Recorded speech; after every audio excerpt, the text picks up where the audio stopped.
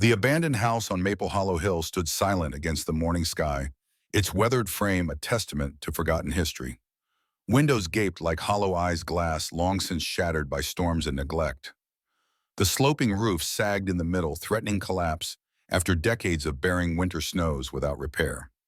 Nature had begun the slow process of reclaiming what man had built. Vines crawled up the north face and saplings pushed through the cracked concrete of what had once been a walkway. The town below stirred with its usual morning rhythm, a delivery truck rumbling down Main Street, the neon open sign flickering to life at Miller's Diner, a school bus making its rounds. Few glanced up at the hill anymore.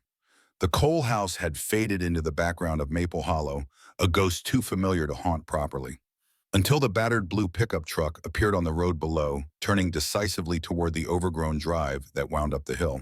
Inside Miller's Diner, the breakfast crowd paused. Forks hovered midway to mouths, coffee cups froze at lips. Through the large front window, they watched the truck's slow ascent, dust billowing behind its wheels. Someone's headed up to the coal place. Probably just kids looking to break what little's left. That ain't no teenager's joyride. Look at that truck, held together with rust and prayers.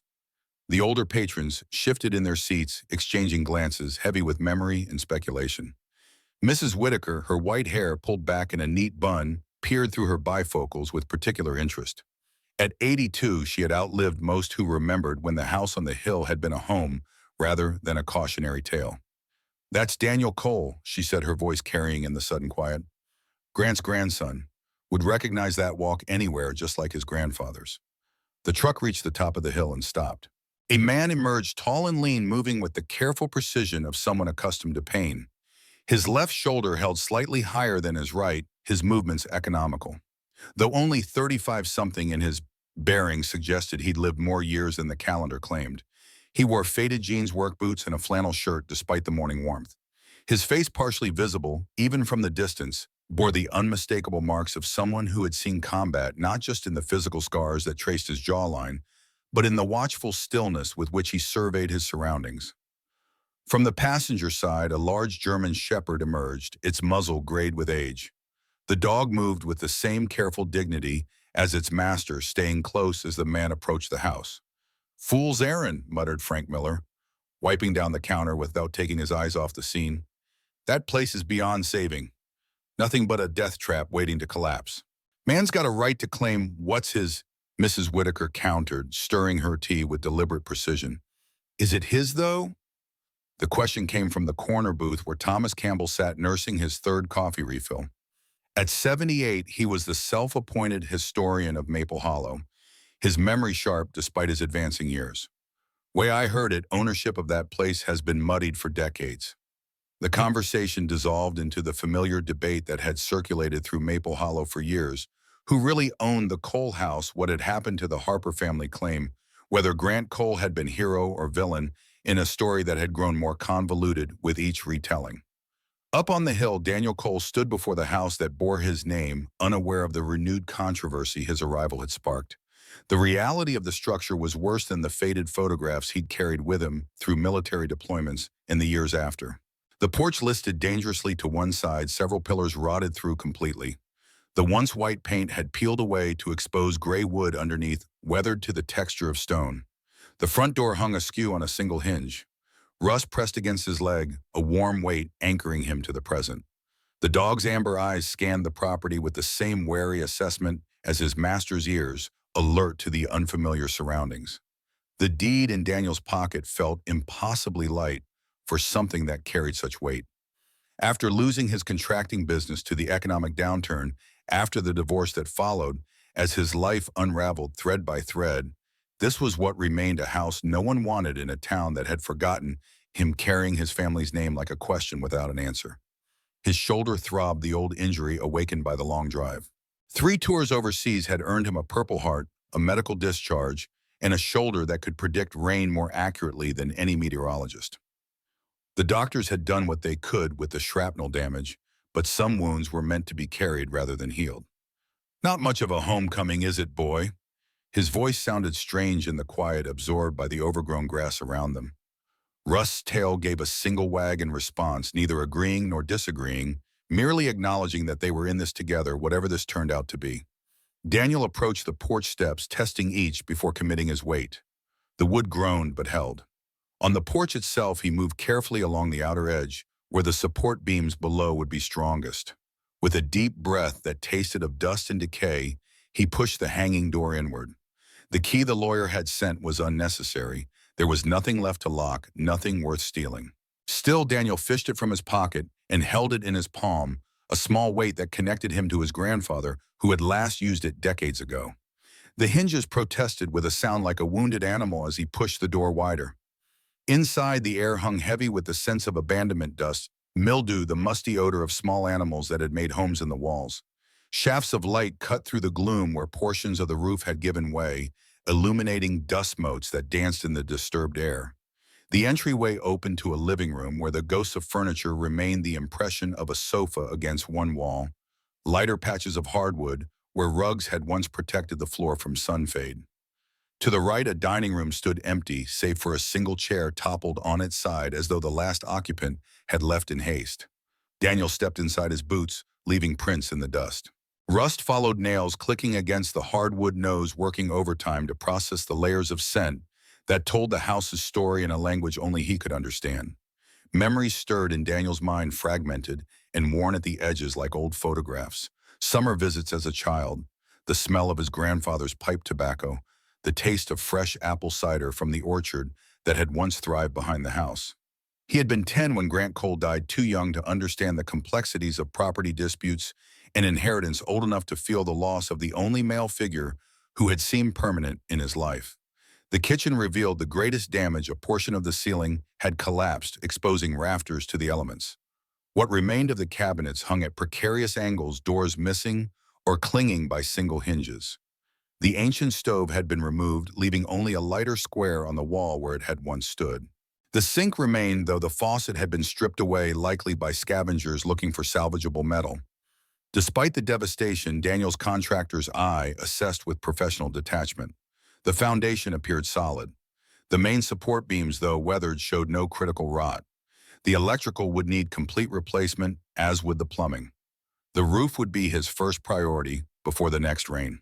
With enough work, enough time, enough money, all resources in desperately short supply, the house could be made habitable again. Whether it could be made a home remained a different question entirely. He returned to the truck and unloaded the essentials: a sleeping bag, camping lantern, basic tools, and a cooler, with enough provisions for a few days. Rust's bed and food came next, the dog watching the process with patient understanding. In the small bedroom off the main hall, the one with the least ceiling damage, Daniel cleared a space large enough for his sleeping bag. He swept decades of dust and debris with a broom brought for the purpose, the physical labor easing the tension that had knotted between his shoulder blades during the long drive from nowhere to somewhere he wasn't sure he belonged. Night fell quickly, the darkness more complete than Daniel had grown accustomed to in cities and suburbs. He lit the camping lantern, its glow creating a small island of light in the emptiness of the house. Rust settled on his bed nearby, eyes reflecting the artificial light, a steady presence in the unfamiliar space. From the porch, Maple Hollow spread below like a scatter of fallen stars, porch lights, street lamps, the single traffic light at the main intersection blinking yellow at this hour. The sound of distant laughter drifted up from what must be the local bar. Human connection carried on the night air to remind him of its absence in his own life. Daniel sat on the porch steps, careful to distribute his weight where the wood seemed strongest. He could make out the faint silhouette of what had once been his grandfather's orchard, now overgrown and wild at the edge of the property. Tomorrow he would explore it, see if any of the trees still produced fruit despite decades of neglect. Russ joined him, the dog's warm body pressing against his side, offering comfort without demands. The night air carried the scent of approaching autumn, a crispness that promised change even as it whispered of endings. "We'll start with the roof," Daniel said to the dog, who thumped his tail against the weathered boards. Then the porch, one piece at a time. It was how he had rebuilt himself after the war, after the shrapnel tore through muscle and shattered bone. One piece at a time, accepting that the final result would bear scars, would never be the same as the original, but might still serve its purpose. Sleep came in fits and starts that night, broken by the unfamiliar creaks of the house settling, and Russ's occasional alertness at sounds outside. The sleeping bag provided minimal cushioning against the hardwood floor, and his shoulder protested the arrangement with persistent throbbing. Sometime after midnight, Daniel woke fully to Russ standing rigid by his side, a low growl rumbling in the dog's chest. The sound was not one of aggression, but of alert uncertainty. Something had disturbed the old dog's rest. "What is it, boy?" Daniel sat up instantly, alert in the way only those who have slept in dangerous places can be. Russ's attention was fixed on the kitchen doorway, ears forward, body tense. The growl subsided to a whine, confusion rather than threat. Daniel reached for the flashlight beside his sleeping bag and followed the dog's gaze. In the kitchen, Russ moved with purpose, nose working close to the floor, following some scent trail invisible to human perception. He stopped at the wall behind where the stove had once stood, pressing his muzzle against the baseboard, then looking back at Daniel with an expectancy that transcended their usual communication. Daniel swept the flashlight beam along the wall. Years of grime and cobwebs had accumulated, but beneath that, something about the plaster seemed different. In one section, smoother, less weathered, as though it had been repaired long after the original construction. Kneeling beside the dog, Daniel ran his fingers over the surface. There was a subtle difference in texture, a slightly lighter color beneath the layers of dust. The shape was rectangular, approximately 2 feet wide and 1 foot high, starting at the baseboard. "Good eye, boy." He patted Rust's head, the dog's discovery, awakening his curiosity. Daniel returned to his supplies and retrieved a small hammer and putty knife. Whatever had been sealed within this wall had been important enough for someone to hide. Whether it held answers or merely more questions, he needed to know. The plaster gave way easily, crumbling under careful pressure from the putty knife. Decades of moisture had weakened its integrity, and soon Daniel had cleared a hole large enough to reveal a shallow cavity in the wall. Inside, pressed against the back of the space, was an envelope. Time had not been kind to the paper. Once white, it had yellowed to the color of weak tea, its edges curled and brittle. Daniel extracted it carefully, aware that rough handling might destroy whatever message it contained before he could read it. The seal had long since surrendered its hold, the glue dried and flaking away. He returned to the lantern's stronger light, Russ following close behind, seemingly as invested in the discovery as his master. With surgical precision, Daniel unfolded the single sheet inside. The paper felt fragile between his fingers, like autumn leaves ready to crumble at the slightest pressure. Most of the ink had faded beyond recovery, the words reduced to ghosts of themselves, blue shadows that hinted at meaning without revealing it.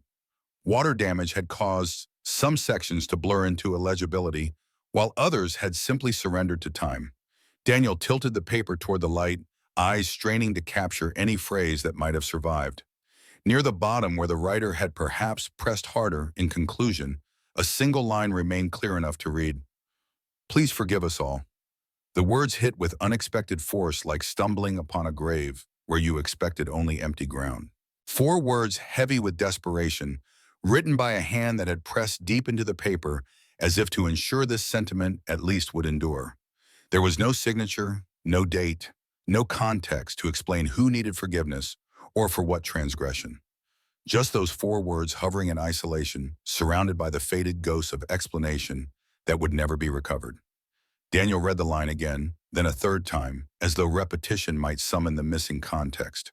But the rest of the page remained obstinately silent, its secrets dissolved by decades of darkness and damp. He carefully returned the letter to its envelope, his mind churning with possibilities. The house had just become more than a renovation project, more than an inheritance of questionable value. It had become a mystery, and Daniel had always found it difficult to leave puzzles unsolved. Morning arrived with pale light filtering through broken blinds. Daniel woke stiff from the hard floor, his shoulder protesting every movement as he rose. Rust was already alert, watching from his bed, with the patient understanding that had made him an ideal companion through difficult years. The envelope lay where Daniel had placed it, on a crate serving as a makeshift table. In the morning light, it seemed smaller, less mysterious, just a relic of someone else's regrets. Yet the words echoed in his mind, "Please forgive us all." An apology without context, a plea across decades. After a sparse breakfast of coffee and protein bars, Daniel decided to seek out those who might remember the house's history.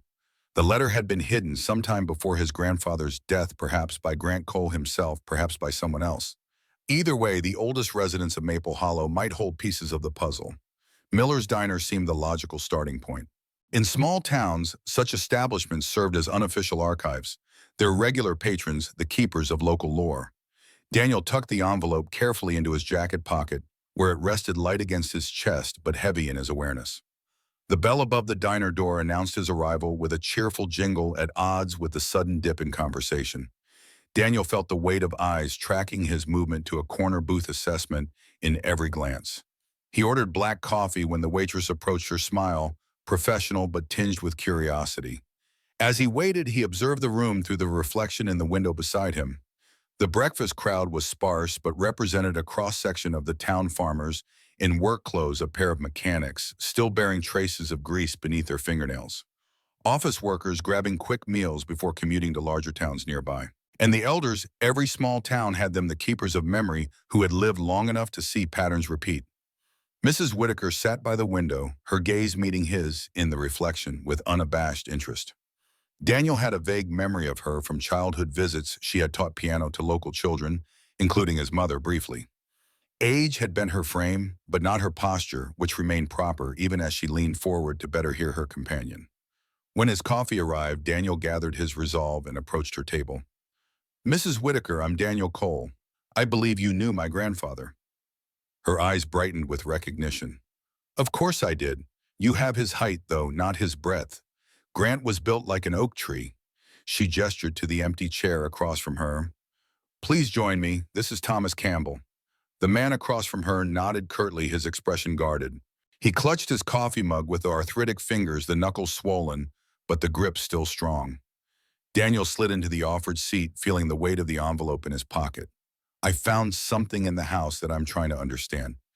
I thought someone who remembers those days might help." Mrs. Whitaker's eyes sharpened with interest. "You've been making quite a stir moving into that old place. Most folks thought it would eventually just collapse on its own." "It nearly has," Daniel admitted, "but the bones are good. It can be saved." Campbell made a sound that might have been skepticism or merely the clearing of an old man's throat. "Saving things costs more than letting them go, usually." Daniel withdrew the envelope and placed it gently on the table. "I found this sealed in the wall behind where the kitchen stove would have been. Most of it's illegible now, but there's one line I can make out." Mrs. Whitaker reached for her reading glasses, which hung from a chain around her neck. With careful movements that spoke of years handling delicate sheet music, she opened the envelope and extracted the letter. Her eyes moved across the faded page until they found the single clear line. Her breath caught a small sound in the busy diner. "This is John Harper's handwriting," she said softly. "I'd know it anywhere. He wrote heavy, like he wanted the words to stay even if the ink didn't." Daniel leaned forward. "Who was John Harper?" "He lived in your house before everything fell apart," Mrs. Whitaker explained, her voice lowered as though sharing a confidence. "Lost everything. Debt took the land, and pride took the rest. Some say he walked away one night and never returned. Others believe he couldn't live with the shame." She folded the paper carefully, sliding it back toward Daniel. "This letter is his apology, I'd wager. John carried a weight none of us could measure."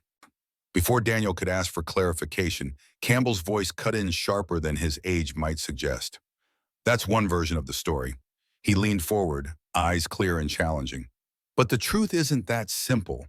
That house was Cole property long before Harper set foot in it. Belonged to your grandfather, Boy. He let Harper stay when the man fell on hard times. Was meant to be temporary just until debts got settled. But folks have a way of twisting time to fit their stories." Mrs. Whitaker's spine stiffened. "That's not how I heard it.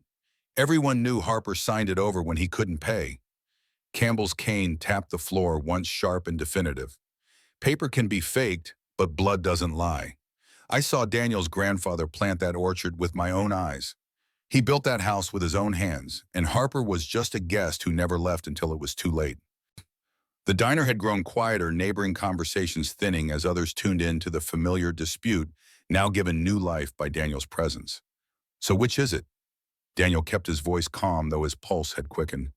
"Did Harper lose his land, or did my grandfather lose his?"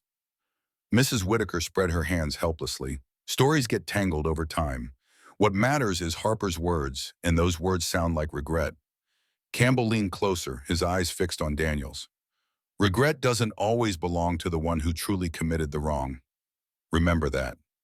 Rust, who had been lying quietly under the table, gave a low sound, not a growl but a restless sigh, as if sensing the tension curling tighter around them.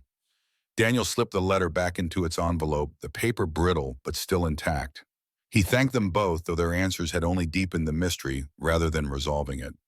Outside, the morning had fully bloomed, the September sun warm against his skin. Daniel walked slowly down Main Street, the envelope secure in his pocket. People nodded as he passed, polite enough, but clearly curious, their eyes lingering a little longer than casual observation warranted. The story of him finding something in the house was already spreading. He could feel it in the way whispers trailed after him like dust. In a town this size, privacy was a currency in short supply.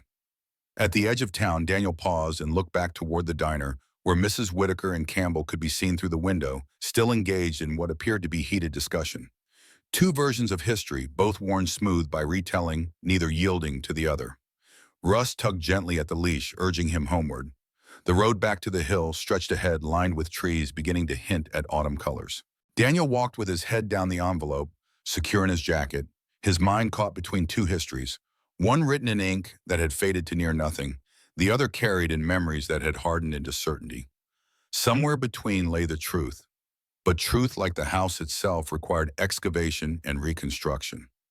The walk back gave Daniel time to process the contradictory accounts. If Campbell was right, the house had always belonged to his grandfather, with the Harpers as temporary residents who had somehow claimed ownership. If Mrs. Whitaker's version held truth, then John Harper had lost his property to Daniel's grandfather through some financial arrangement gone wrong. Neither version explained the hidden letter or its plea for forgiveness. As the house came into view, silhouetted against the afternoon sky, Daniel felt a renewed determination. Whatever had happened here had left wounds that the town still carried. Understanding that history wasn't just about satisfying curiosity, it was about knowing what he had inherited beyond timber and nails. Inside, the house felt different now, as though the discovery had awakened something dormant in its walls. Daniel set to work with methodical precision, beginning the process of cleaning out decades of debris. Every nail he pulled, every board he pried loose, might reveal another piece of the puzzle. By late afternoon, he had cleared most of the living room, piling broken furniture and rotted wood outside for disposal.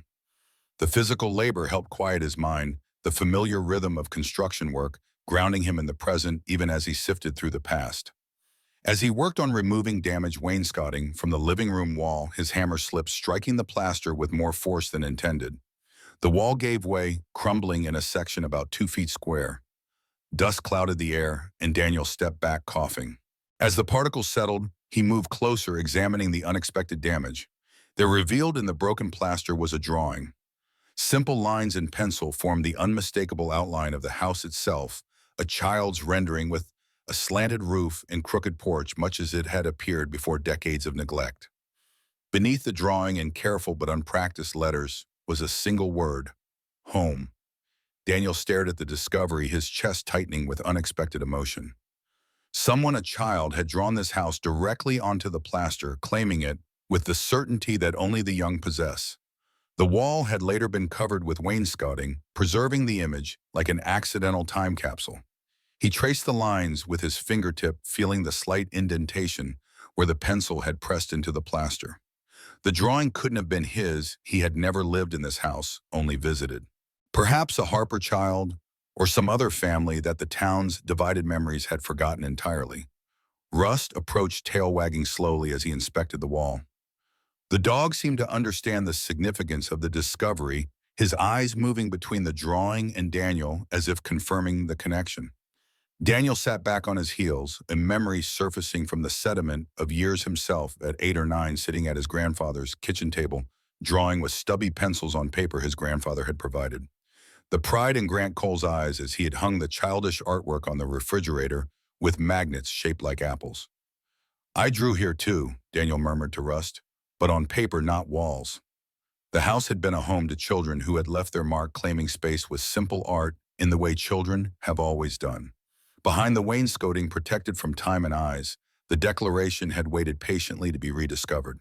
Daniel carefully photographed the drawing with his phone, unwilling to risk losing this fragile evidence of life before decay. Then he covered the hole with a tarp, planning to properly preserve the area rather than repairing over it. That night, as darkness fell, Daniel sat on the porch with a more substantial meal than breakfast had been canned stew, heated on a camping stove with actual bread and an apple. Russ lay nearby, head on paws, but eyes alert, ever watchful. From this vantage point, Daniel could see the overgrown remnants of the orchard apple trees, gone wild without proper pruning, but still bearing fruit. Tomorrow he would explore there, see what might be salvaged with proper care. The child's drawing had affected him more deeply than expected. It was one thing to know intellectually that the house had once been a home. It was another to see direct evidence of childhood happiness within these walls. The simple word home carried more weight than the legal deed in his pocket. As he finished his meal, Daniel's attention was drawn to the roofline, where missing shingles created a jagged profile against the night sky. The repair would require significant work and materials he didn't yet have. His savings, meager after the business failure and divorce, would stretch only so far. Still, the roof had to be the first priority. Rain would only accelerate the damage already done by years of neglect. Tomorrow he would visit the local hardware store, assess what supplies he could afford immediately, and begin the most critical repairs. With a plan forming, Daniel felt a sense of purpose that had been absent since his medical discharge. The house needed him as much as he needed it, both damaged, both capable of recovery, with proper care and time. Sleep came easier that night, his body tired from honest labor, his mind settled by having direction. Even his shoulder ached less, though whether from the physical work loosening tight muscles or from the psychological benefit of purpose, he couldn't say. Morning brought rain, gentle but persistent, highlighting the urgency of roof repairs as water found pathways through missing shingles and damage flashing. Daniel placed buckets and pans under the worst leaks, the metallic ping of droplets creating an arrhythmic soundtrack to his planning. Russ seemed particularly restless, pacing the upper floor with unusual energy for a dog his age. When Daniel climbed the narrow ladder to examine the attic space, Russ watched from below, whining softly in protest at being left behind. The attic was little more than a crawl space accessible through a ceiling hatch in the upstairs hallway. Daniel swept his flashlight across exposed rafters and insulation, the beam catching dust motes that swirled in the disturbed air. Water stains marked the underside of the roof in several places, confirming what the leaks below had already told him. As he shifted his weight to examine a particularly damaged section, his foot dislodged a small object that skittered across the rough planks serving as flooring. The flashlight beam caught at a wooden box about the size of a thick book wedged between two rafters. Daniel worked it free carefully. The box was crafted of dark wood, its surface smooth from handling, but dusty from years of abandonment. No lock secured it, just a simple brass latch that opened with gentle pressure. Inside lay a leather-bound journal, its cover softened by time, the edges darkened where hands had held it repeatedly. Daniel carried it down the ladder with reverent care, settling at the kitchen table with Rust watching from across the room. The pages inside were filled with neat, deliberate handwriting, not the heavy strokes Mrs. Whitaker had attributed to John Harper, but a more measured script. Dates marked each entry beginning in 1952 and continuing for nearly a decade. The early entries detailed the rhythms of farm life, planting seasons, harvest yields, weather patterns that affected crops. There were notes about apple varieties in the orchard, which produced best and which struggled with local conditions.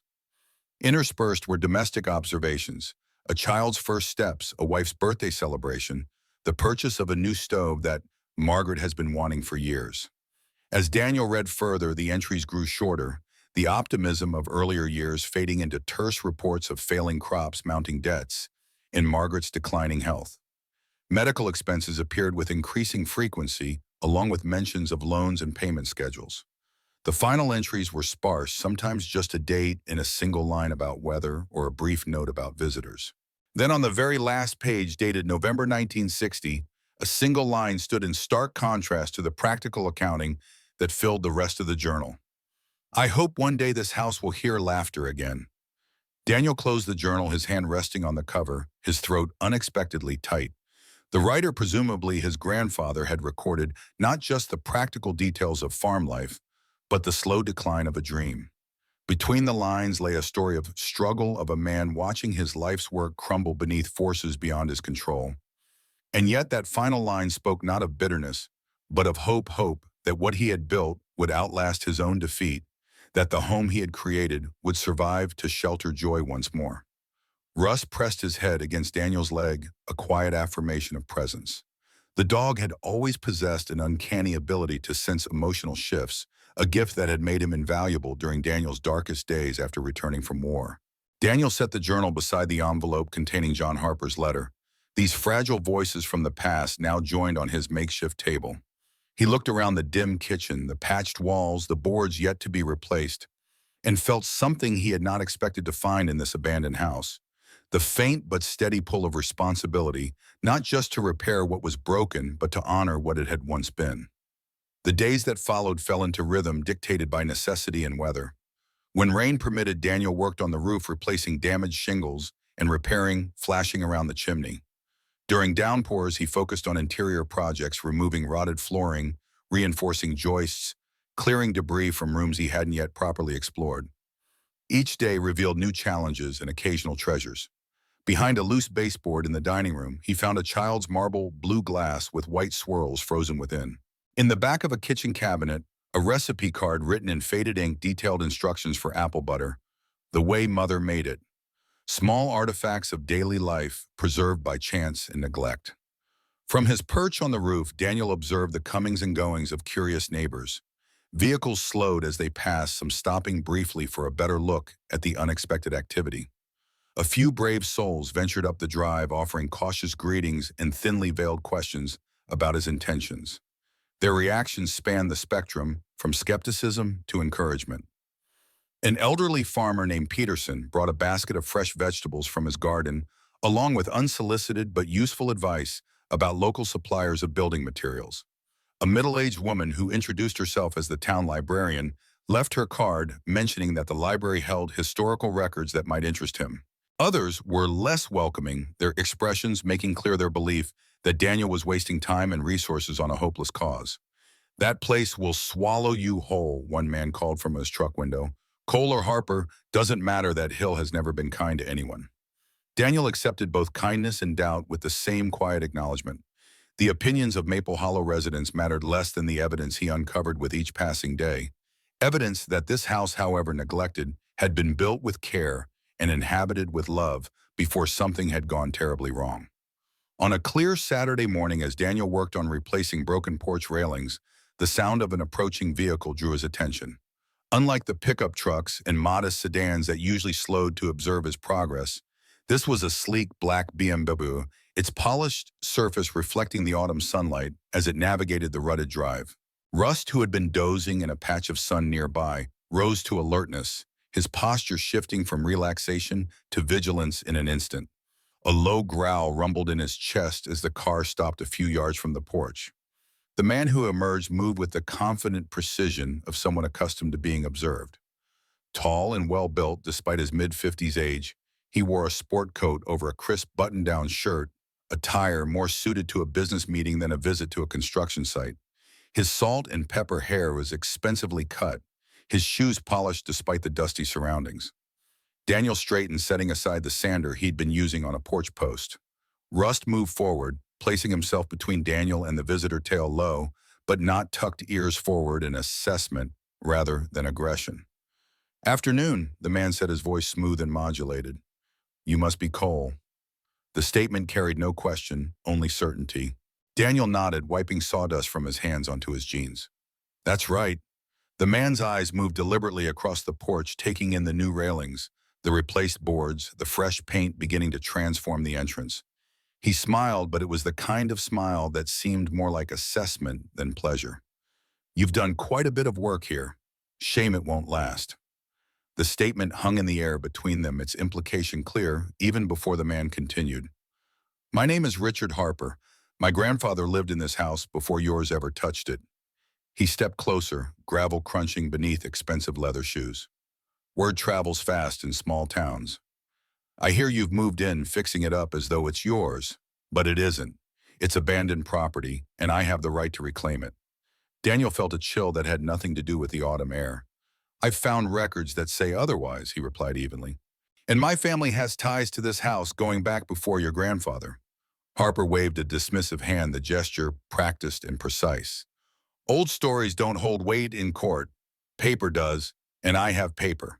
He reached into an interior pocket of his jacket and withdrew a document folded into thirds preserved in a clear plastic sleeve. He extended it toward Daniel, who took it with reluctance. The certificate claimed ownership of the house and land under the Harper family name, dated 1985. The document looked official at first glance. Signature seals the formal language of legal transfer. But as Daniel examined it more closely, subtle inconsistencies emerged. The county seal was not deeply impressed into the paper, as official seals typically were, but appeared almost superficial, as though stamped hastily. The signature of the county clerk looked too precise, lacking the natural variations of authentic handwriting. Russ growled softly, circling closer to Harper, amber eyes fixed on the man's face with unwavering intensity. Daniel folded the document carefully and handed it back. I'll need time to look into this. Harper's smile widened, though it never reached his eyes. Take all the time you like, but the truth is clear. This place isn't yours, you're squatting. If you want to avoid trouble, sell it to me.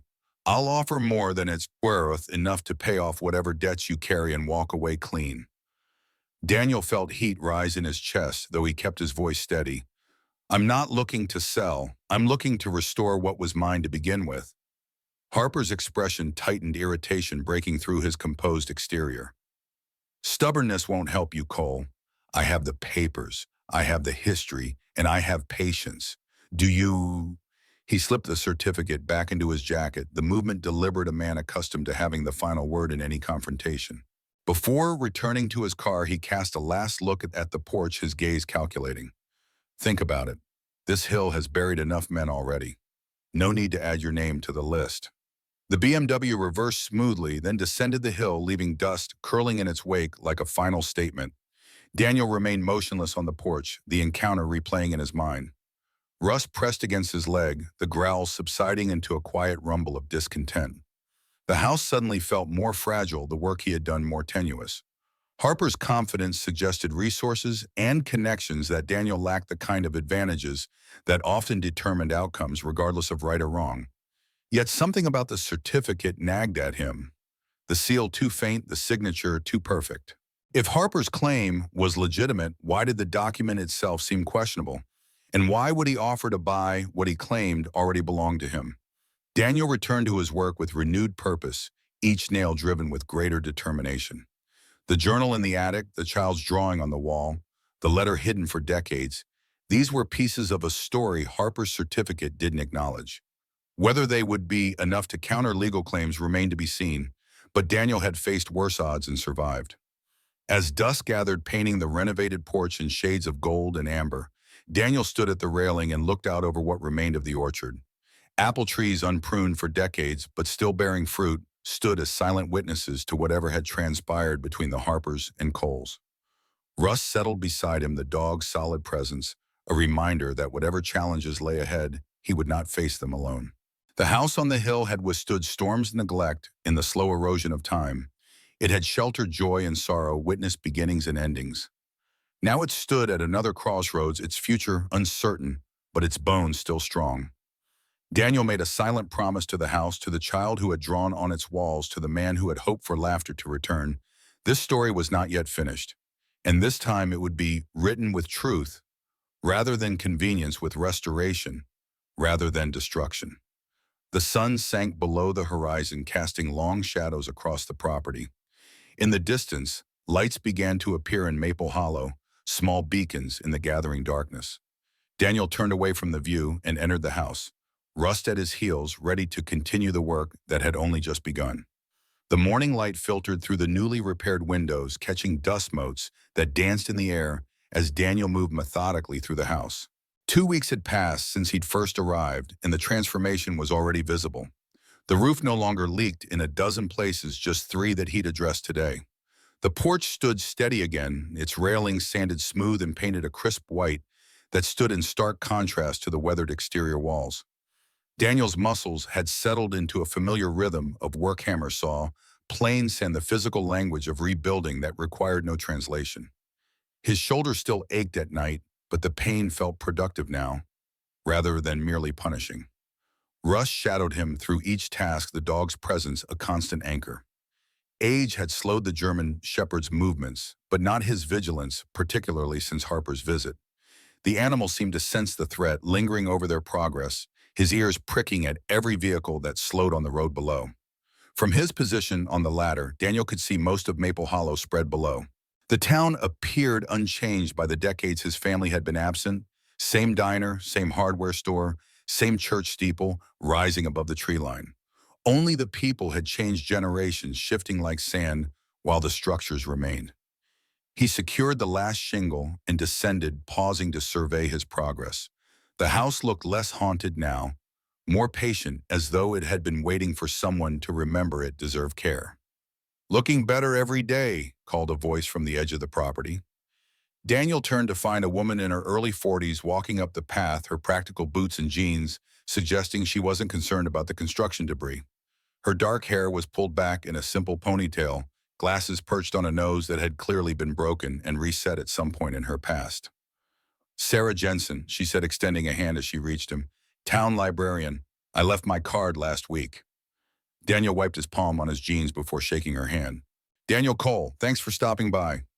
Rust approached his assessment of the newcomer typically thorough. After a careful sniff of her extended hand, his tail gave a single wag of provisional approval. "You've made incredible progress," Sarah noted, looking up at the newly repaired roofline. "Most people said you'd give up within days. Most people underestimate how stubborn I can be." She smiled at that lines crinkling at the corners of her eyes. A useful trait when taking on a project like this, or when dealing with Richard Harper. Daniel's expression must have revealed his surprise because she continued without prompting. "Small town, news travels. Harper's been making inquiries about property records at the library archives. He's not subtle when he wants something." Daniel led her to the porch where 2 chairs had been rescued from the attic and repaired. They sat in the mid-morning sun, the September air crisp but pleasant. "What do you know about his claim?" Daniel asked, cutting directly to the heart of the matter. Sarah considered the question before answering. "Officially, as librarian, I can only tell you that the county records are inconsistent regarding this property. There's a gap in the chain of title around 1960, 1961, and another unusual entry in 1980.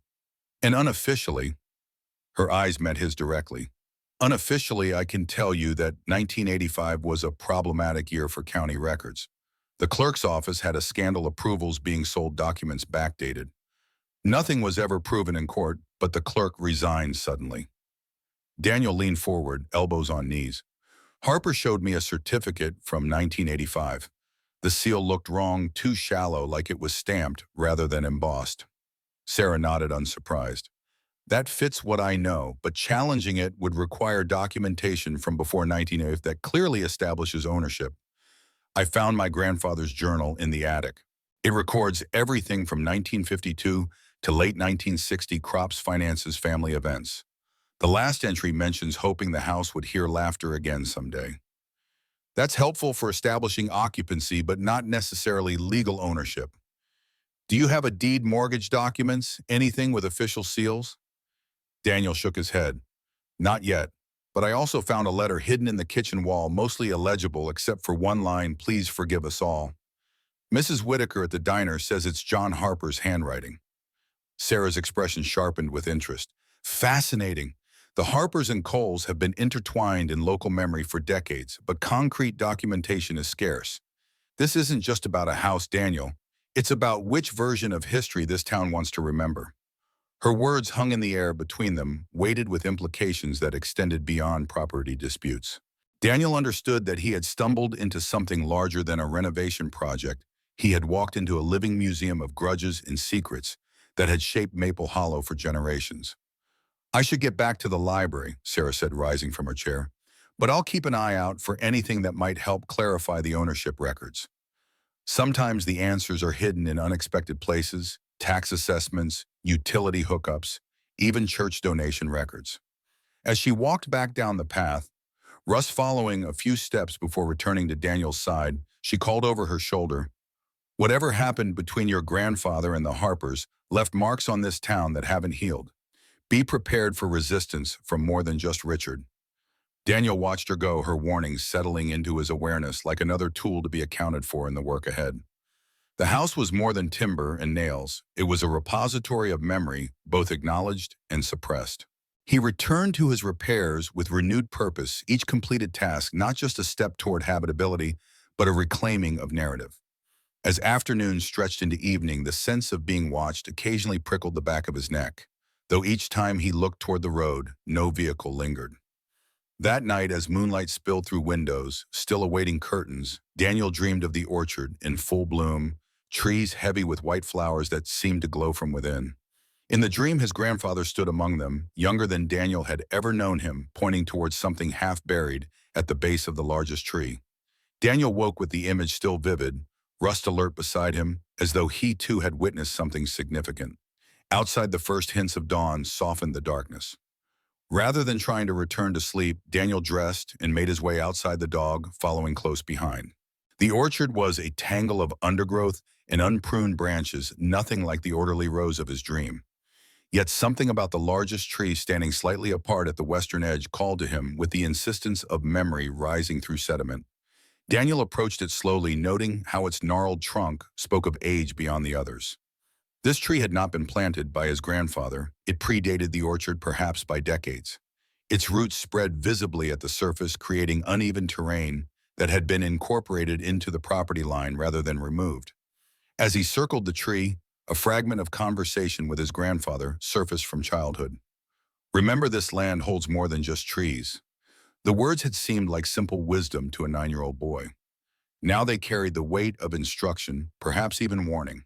Daniel knelt beside the massive trunk, running his hands along the exposed roots, feeling the texture of bark that had weathered countless seasons. Rust watched intently, head tilted in curiosity but making no move to approach. The morning light strengthened, revealing what night and undergrowth had concealed stone markers, set in a line extending from the tree's base, half buried by years of fallen leaves and soil accumulation. Daniel cleared the debris from one then another, uncovering what appeared to be boundary stones, weathered but still bearing faint carved numbers. "Property markers," Daniel murmured to Rust, who had finally ventured closer. "Original survey line." He photographed the stones with his phone, making sure to capture their position relative to the tree and each other. The physical evidence of boundaries established long before Richard Harper's 1985 certificate might not constitute legal proof, but it added another piece to the puzzle of ownership. Daniel spent the morning clearing brush from around the markers, revealing a clear line that matched the property boundaries described in his deed. By noon, sweat soaked his shirt despite the cool air, and his shoulder throbbed from the exertion of wielding pruning shears through tough undergrowth. As he paused for water, the sound of an approaching vehicle drew his attention. The township mail carrier's car had stopped at the end of the drive, and a figure emerged with an envelope in hand. "Special delivery, Mr. Cole," the carrier called a middle-aged woman whose expression suggested the contents might not be welcome. "Registered mail. Needs a signature." Daniel made his way down the hill, Russ following at a distance, his posture alert. The envelope bore the seal of the township clerk's office, its official appearance a stark contrast to the wild orchard behind him. "Thank you," Daniel said, signing the electronic pad the carrier extended. "Good luck to you," she replied, her tone suggesting he might need it. "Folks are taking sides all over town about this place. Makes for interesting coffee talk at Miller's." After she departed, Daniel opened the envelope with careful precision. Inside lay a formal notice summoning him to appear before the township board the following week, regarding a petition filed by Richard Harper contesting his occupancy of the property. The legal language was cloaked in bureaucratic neutrality, but the intent was clear. Harper was escalating from threats to action, using official channels to dislodge Daniel from the house he had begun to restore. Daniel's jaw tightened as he read the document a second time. The pain in his shoulder flared sharply, a psychosomatic response to stress that had become familiar during his recovery. He took a deliberate breath, forcing tense muscles to relax, focusing on the physical present rather than spiraling into anxiety about the future. Russ pressed against his leg, the dog's warm weight grounding him in the moment. The animal had always possessed an uncanny sensitivity to Daniel's emotional state, a gift that had made him an essential companion during the darkest days after returning from combat. "It's okay, boy," Daniel murmured, resting his hand on the dog's head. "We knew this was coming." He folded the notice carefully and placed it in his pocket, its weight seemingly disproportionate to the paper it was printed on. The timing was calculated, Harper giving him just enough days to prepare a defense, but not enough to gather comprehensive evidence. The afternoon's work took on greater urgency, each repair now racing against an administrative clock. Daniel forced himself to maintain methodical precision despite the temptation to rush. Haste led to mistakes, and mistakes would only reinforce the perception that he was unequal to the task of restoration. As dusk approached, bringing with it a chill that hinted at the winter to come, Daniel's attention was drawn to a loose floorboard in the dining room. Unlike the other boards which creaked from age and settling, this one moved too freely as though it had been deliberately left unsecured. Kneeling beside it, Daniel worked his fingers into the slight gap at the edge and lifted. The board came away easily, revealing a shallow space beneath. Inside lay a metal box tarnished with age, but intact, approximately the size of a thick hardcover book. Daniel extracted it carefully, brushing away decades of dust. No lock secured it, just a simple latch that yielded to gentle pressure. Inside, cushioned by what appeared to be a woman's silk scarf, faded but still vibrant, with printed flowers, lay a collection of photographs. The images were from the 1950s, judging by the clothing and vehicles visible in some shots. Many showed the house in its prime white paint, gleaming flower beds neatly tended the orchard in orderly rows. A man who must be his grandfather stood proudly on the porch in several photos, his arm around a slender woman whose smile revealed where Daniel's mother had inherited her dimples. But it was another photograph that captured his attention completely. In it, two men stood side by side beside a newly planted sapling, their postures suggesting both friendship and shared accomplishment. One was clearly Grant Cole, younger than in the other images. The other, based on the descriptions Daniel had heard, must be John Harper. They were smiling, these men whose families were now locked in dispute. More surprising than their evident camaraderie was their resemblance to each other, not identical, but similar enough in build and features to suggest relation rather than mere acquaintance. Daniel turned the photograph over. In faded ink, a woman's handwriting noted, "Grant and John planting the first tree, spring 1953. He sat back on his heels, the image heavy in his hands. Whatever had transpired between the Harpers and Coles had begun with friendship, perhaps even kinship. The rift that Mrs. Whitaker and Campbell had described must have come later, transforming connection into contention. Daniel carefully returned the photographs to their box, with the exception of the one showing the two men together. This he placed in his wallet, a tangible reminder that narratives of division often begin with moments of unity. The days that followed took on the quality of preparation for battle, though the weapons were documents rather than arms. Daniel gathered everything he had discovered: the journal, the hidden letter, photographs, his notes on the property markers. Sarah Jensen provided copies of tax assessments from the 1950s, showing Grant Cole as the property owner, though nothing that definitively resolved the gap in records around 1960-1961. More townspeople visited as news of the upcoming hearing spread, some offering encouragement, others thinly veiled satisfaction that the Cole boys' efforts might be cut short. Daniel accepted both support and skepticism with the same quiet acknowledgement, his focus remaining on the house itself rather than the swirling opinions around it. The night before the township meeting, Daniel sat on the porch with Russ beside him, the box of photographs open on his lap. He had examined each image multiple times, searching for clues about the relationship between the two families, the history of the property, anything that might strengthen his position against Harper's claim. A restlessness had overtaken Russ in recent days, the dog frequently wandering to the edge of the property near the old oak tree, whining softly as though sensing something his human companion could not perceive. Tonight, however, he remained close, as if understanding that Daniel needed the silent companionship more than usual. "We've come this far," Daniel told the dog, whose ears pricked forward at the sound of his voice. "We're not giving up now." The township hall occupied a modest brick building on Main Street, its facade unchanged since Daniel's childhood visits to Maple Hollow.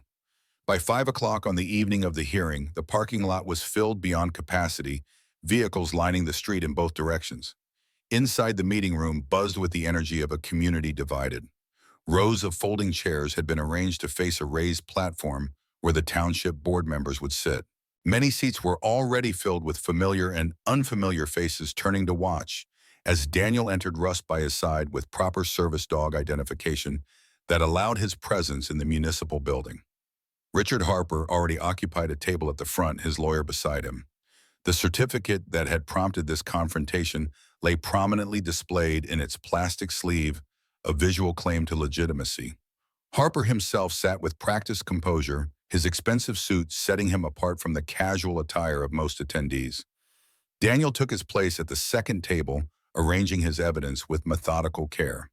Sarah Jensen had arrived early to secure a seat in the front row, her encouraging nod a small boost to his confidence.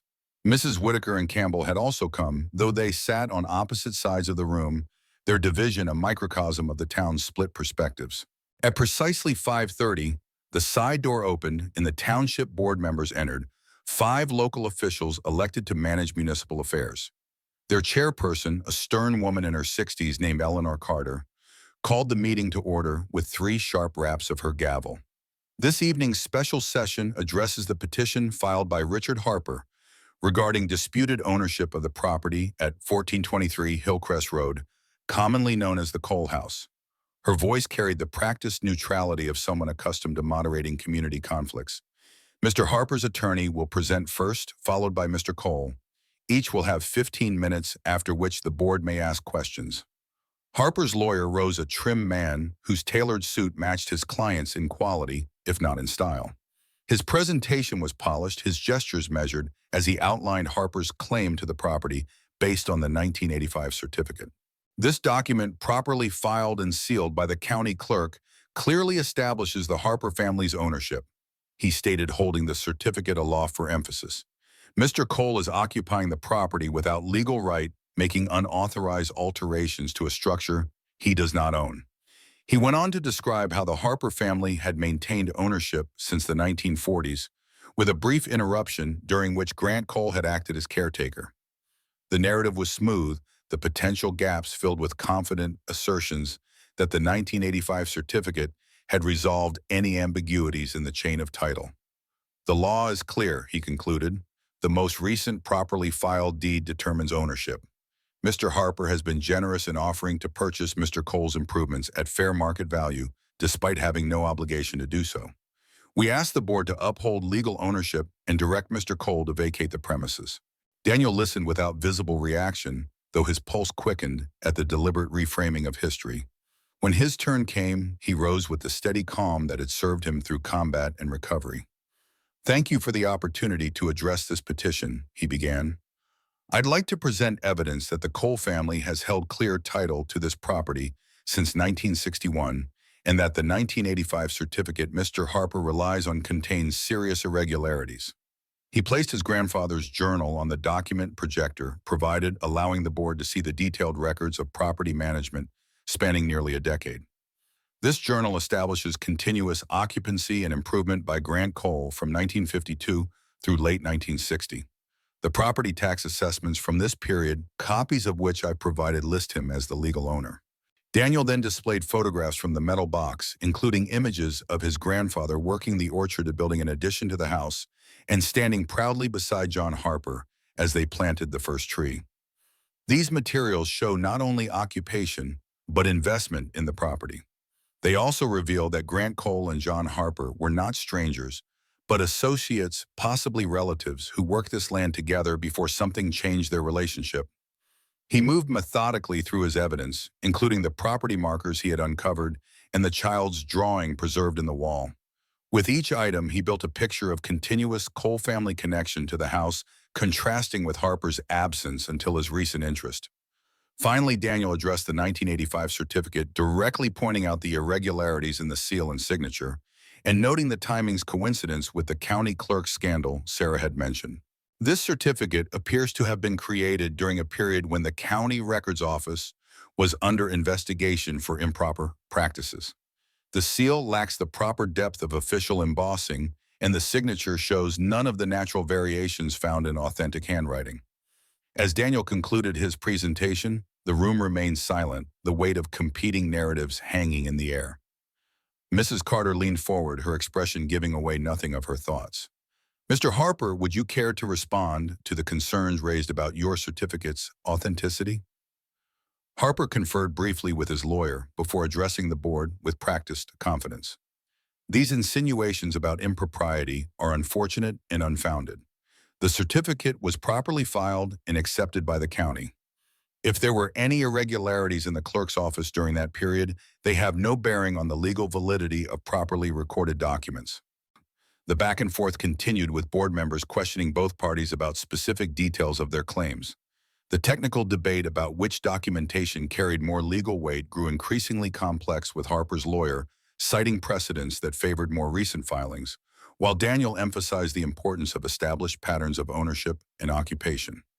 As the discussion reached a stalemate with neither side gaining clear advantage, Mrs. Carter announced the board's interim decision. Given the complexity of these competing claims and the unusual gaps in county records, we cannot make a final determination today. Both parties have presented materials that require further verification. We will consult with the county records office and reconvene in 2 weeks for a final decision. She fixed both Daniel and Harper with a stern gaze. Until then, the status quo remains. Mr. Cole may continue his restoration work, but Mr. Harper's petition remains open. I strongly encourage both parties to seek additional documentation that might resolve this matter definitively. The meeting adjourned with a sense of unfinished business, the community filing out in small groups, conversations hushed, but animated. Daniel gathered his materials, aware of Harper's calculating gaze from across the room. "You bought yourself some time," Harper said as they both reached the exit. "But the outcome isn't in doubt. The board won't contradict county records no matter how many family photos you produce." Daniel met his gaze steadily. "I'm not looking for shortcuts, Harper. I'm looking for the truth. Something tells me you're familiar with the difference." Harper's expression tightened momentarily before his practiced smile returned. 2 weeks, Cole. Then we'll see which version of truth this town prefers." Outside, the evening had cooled considerably, stars emerging in a clear sky. Rust, who had maintained perfect stillness during the entire proceedings, now moved with agitation, pulling slightly at his leash as they walked toward Daniel's truck. "What is it, boy?" Daniel asked, recognizing the dog's behavior as significant rather than random. Instead of heading toward the vehicle, Rust pulled in the direction of home, his posture suggesting urgency rather than simple desire to return. Daniel, who had learned to trust the animal's instincts through years of partnership, followed his lead. Rather than driving, they walked the mile back to the house, Rust setting a pace that had purpose behind it. As they approached the property, the dog's excitement increased his attention, fixed on the old oak tree that had featured in Daniel's dream. The moon had risen nearly full, casting enough light to navigate the uneven ground of the orchard. Rust led Daniel directly to the tree, circling its massive trunk before stopping at a specific point and beginning to dig with focused determination. "Rust, stop," Daniel commanded automatically, then paused, remembering his dream. His grandfather pointing to something buried by this very tree. Instead of halting the dog, Daniel knelt beside him, adding his own hands to the excavation. The soil here was different from the surrounding area, looser, as though it had been disturbed and replaced at some point in the not-too-distant past. They had dug perhaps 2 feet down when Daniel's fingers struck something solid, not a root or stone, but something with definite shape and purpose.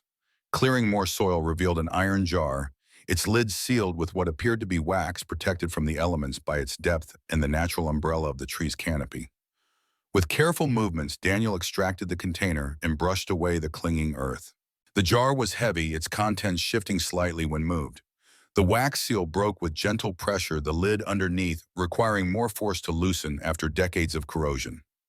Inside, wrapped in layers of wax cloth that had preserved them from moisture, lay a packet of documents tied with faded ribbon.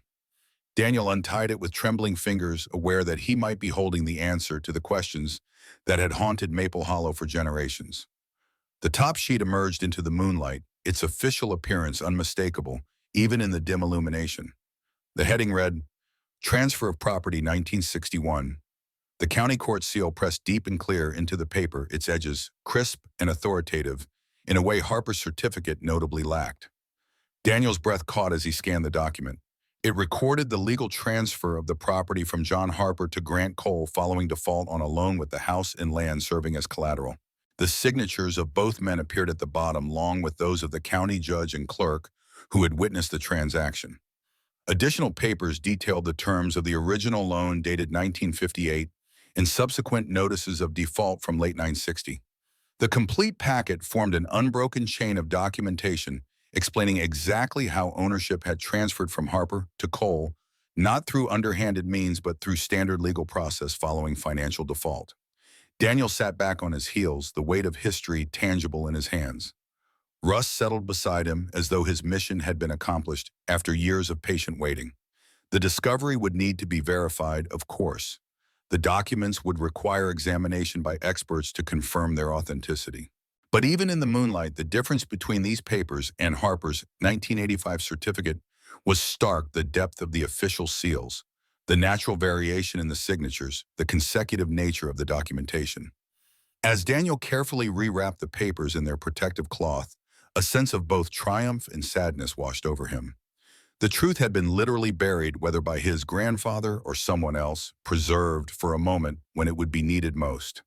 He glanced up at the old oak, wondering if it had been chosen deliberately as marker and guardian its age and prominence, making it an ideal landmark for future reference.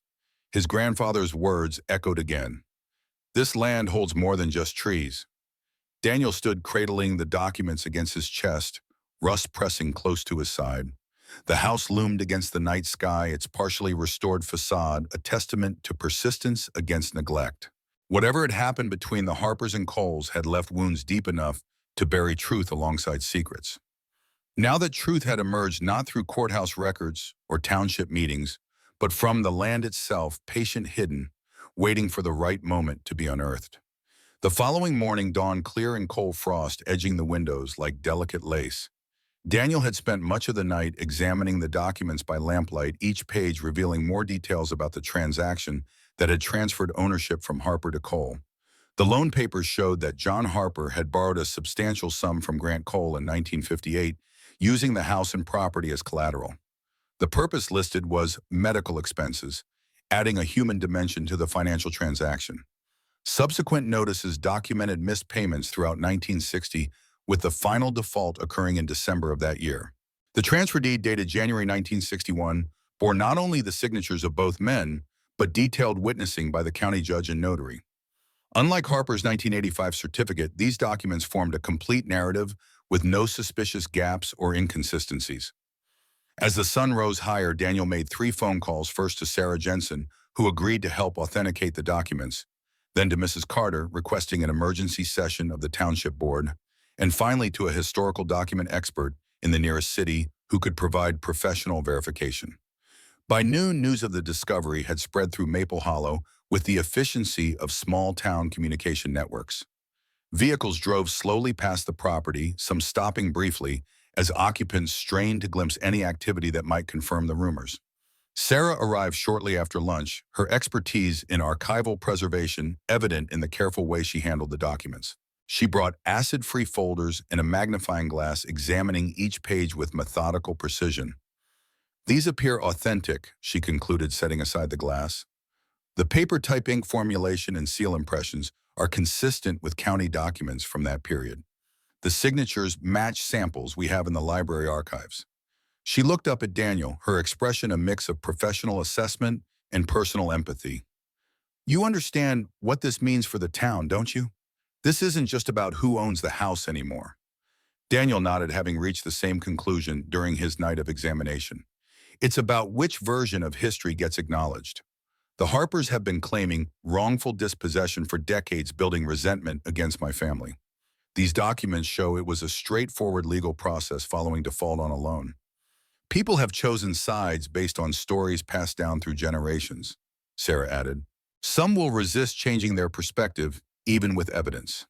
As afternoon shadows lengthened across the porch, Daniel received confirmation that the township board would convene an emergency session the following evening to review the newly discovered evidence. The historical document expert would arrive in the morning to provide professional assessment before the meeting.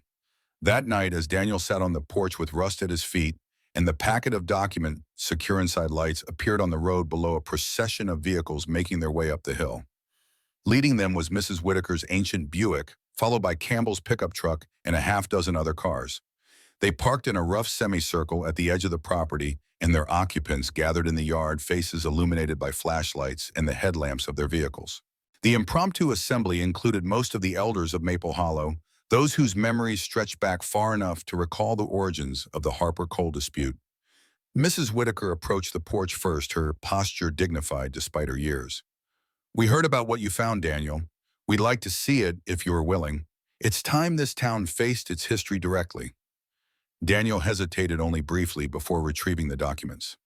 This moment transcended legal proceedings. It was about community reckoning, about allowing truth to heal what secrecy had damaged.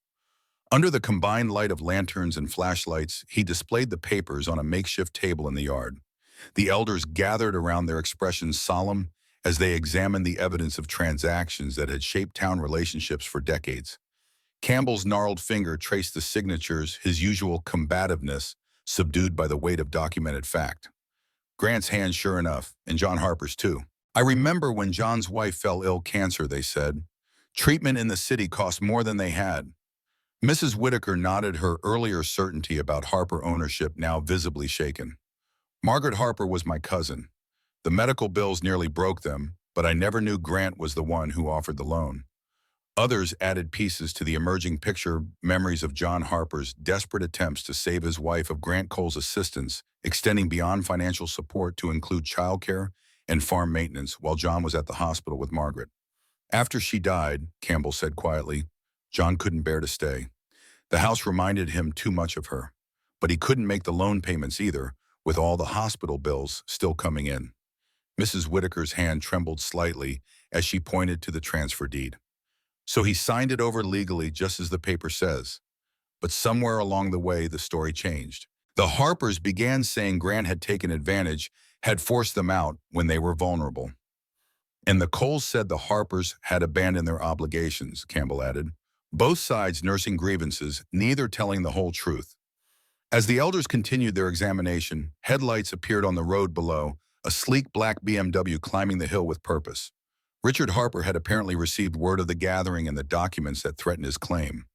He emerged from his vehicle with controlled fury, evident in every movement, his lawyer conspicuously absent. The assembled townspeople parted as he approached the makeshift table, their expressions a mix of curiosity and wariness. Harper's gaze fixed on the documents, his composure slipping as he recognized what they represented. His voice, when he spoke, carried none of his usual smooth confidence. "This proves nothing. Those papers could have been fabricated recently. There's no chain of custody, no verification of authenticity." Daniel met his gaze steadily. "A historical document expert will examine them tomorrow before the township meeting. The paper, ink, and seals will confirm their age. These aren't hastily created forgeries, Harper. They're the original transfer documents that someone, my grandfather, perhaps buried for safekeeping." Harper's expression tightened, the careful mask of control fracturing under pressure. "You don't understand what this property means to my family. It was never about the house or the land, it was about what was taken from us during our darkest moment. The documents show your grandfather received a loan when he needed it most," Daniel countered. "When he couldn't repay it, the property transferred legally. There was no theft, no exploitation, just a business arrangement with unfortunate consequences." Something in Harper's posture shifted, a subtle change that Daniel recognized from confrontations with desperate men in combat zones, the dangerous moment when pride overrides reason. "You think documents tell the whole story? My father grew up hearing how your grandfather swooped in like a vulture when we were at our weakest. How he took advantage of medical tragedy to claim land his family had coveted for years." He turned to address the gathered townspeople, his voice rising with emotion rarely displayed in public. "All of you have chosen sides based on stories passed down through generations. Are you going to change your minds because of some convenient papers that appeared just when Cole needed them most?" Mrs. Whitaker stepped forward, her small frame somehow commanding in the lantern light. "Richard, I've known your family for 70 years. I believe the Harper version of events my whole life. But these documents match what I remember of that time, even if the interpretation I was given was different." She gestured toward the transfer deed with its official seals. "County Judge Wilson's signature is there." He was known for his fairness. "The loan predated Margaret's illness, suggesting Grant was helping your grandfather as a friend, not targeting him as an adversary." Campbell nodded in reluctant agreement. The dates align with what I recall. The loan in 58, Margaret's diagnosis later that year, her passing in late 1960. The default and transfer in early 61 after John had already left town. Harper's composure cracked further, his voice taking on an edge of desperation. You don't understand. My father died believing his family had been cheated out of their legacy. I promised him I would reclaim what belonged to us. Daniel watched the man struggle, recognizing that Harper's certainty was crumbling in real time as the foundation of family grievance shifted beneath him. This was no longer about property ownership, but about identity built on narratives of victimhood that might not reflect reality. The Property Records Office investigation in 1980, Daniel said quietly. Your certificate from that year. Did you arrange for its creation to support what you believed was justice for your family? Harper's silence was answer enough, his gaze dropping from Daniel's for the first time since their initial confrontation. When he finally spoke, his voice had lost its commanding tone. My father was dying. He asked me to fulfill his last wish to reclaim the Harper homestead. I did what I thought was necessary. The admission hung in the night air, its implications rippling through the assembled witnesses. What had begun as a simple property dispute had revealed layers of family mythology, grief, and misplaced vengeance spanning decades. As if sensing the shifting emotional currents, Russ moved to Daniel's side, pressing against his leg in silent support. The dog's presence reminded Daniel of his own journey through pain and recovery, of the difference between justice and retribution. We all carry stories that shape us, Daniel said, addressing not just Harper, but the entire gathering. Sometimes those stories aren't completely true, even when told by people who believe them wholeheartedly. He gestured toward the house behind them, its partially restored facade visible in the combined glow of lanterns and moonlight. This place has been a symbol of division for too long. Maybe it's time it became something else. The township meeting the following evening took place in an atmosphere of unusual solemnity.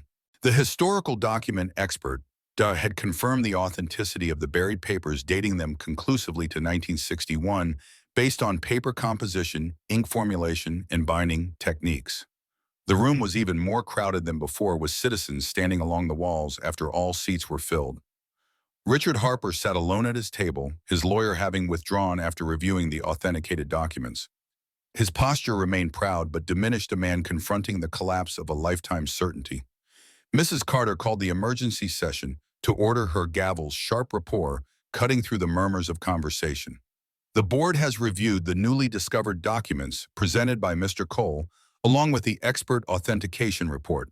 We have also examined the 1985 certificate previously submitted by Mr. Harper. She paused, her gaze sweeping the room with judicial impartiality. Based on the evidence before us, this board unanimously finds that the property at 1423 Hillcrest Road legally transferred from John Harper to Grant Cole in January 1961 through proper foreclosure proceedings following loan default. This transfer was properly documented, witnessed, and sealed by the county court. Her attention shifted to Harper, her expression stern, but not without compassion. The 1985 certificate presented by Mr. Harper shows significant irregularities consistent with the documented improprieties in the county records office during that period. We have referred this matter to the current county clerk for further investigation. The ruling was definitive, the language leaving no room for further challenge. Daniel felt a complex mixture of vindication and solemnity, his right to the property confirmed, but at the cost of exposing painful truths that had shaped community relationships for generations. As the meeting adjourned and people filed out in subdued groups, Daniel found himself face to face with Harper in the narrow hallway leading to the exit.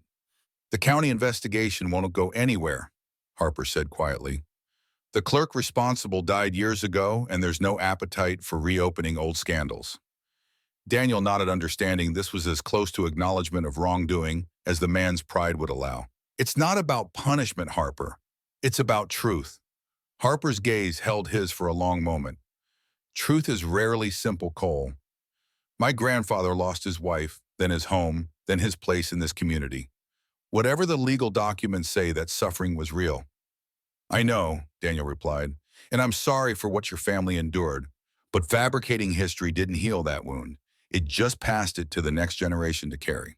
As Harper turned to leave, his shoulders stiff with unresolved emotion, Daniel felt rust press against his leg, the dog's steady presence a reminder of companionship through difficult journeys. Outside, the night had turned cold stars sharp against the black sky. Daniel stood on the township hall steps watching the dispersing crowd, aware that legal resolution did not automatically translate to emotional reconciliation. The town would need time to adjust its collective narrative to incorporate documented fact into family lore long believed as gospel. As he and Rust walked back toward the truck, Sarah Jensen fell into step beside them. Quite a week, she observed, her breath visible in the chill air. Not many property disputes involve buried documents in town-wide reckonings with the past. Daniel smiled slightly. Not the renovation project I expected when I arrived. What will you do now? With the house, I mean. On the question hung between them, weighted with possibilities.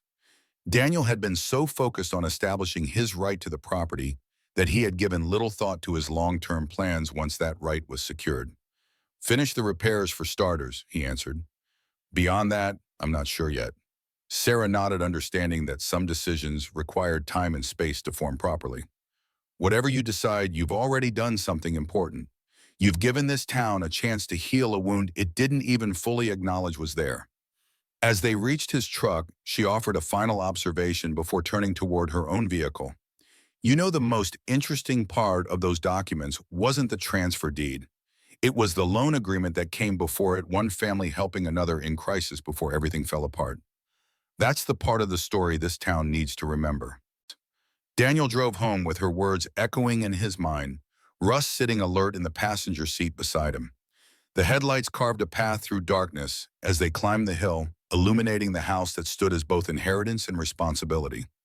The truth buried beneath the oak had resolved the legal question of ownership, but it had raised more profound questions about obligation, not just to a structure of wood and stone, but to a community fractured by half-remembered grievances and selective memory. As the truck crested the hill, the house came fully into view, its windows dark, but its silhouette somehow expectant against the night sky. Daniel parked and sat for a moment, Rust's warm presence beside him, considering what it meant to truly own something, not just to possess it legally, but to accept the full weight of its history and potential. The dog whined softly, eager to complete their familiar journey from vehicle to porch. Daniel smiled, recognizing the animal's instinctive understanding that they had arrived where they belonged. "Homeboy," he said quietly, the word carrying more meaning than it had when they first arrived. "We're home." A week after the township meeting, the Maple Hollow Gazette ran a front-page story about Daniel Cole's discovery beneath the oak tree. The headline, "Buried Documents Reveal Truth in Decades-Old Property Dispute," captured the town's fascination with the unfolding drama. The article detailed the authenticated transfer deed, the loan documents, and Harper's questionable 1985 certificate, concluding that sometimes the land itself preserves the truth when human memory fails. Daniel sat at his kitchen table, coffee cooling beside the newspaper, as late October sunlight cast long shadows across the newly refinished floor. The validation of his ownership claim should have brought unalloyed satisfaction, but instead left him with an unexpected hollowness. Victory had answered one question only to raise many more. Russ lay nearby, his aging body relaxed in a patch of sunlight, watching Daniel with the patient attention that had become his signature trait.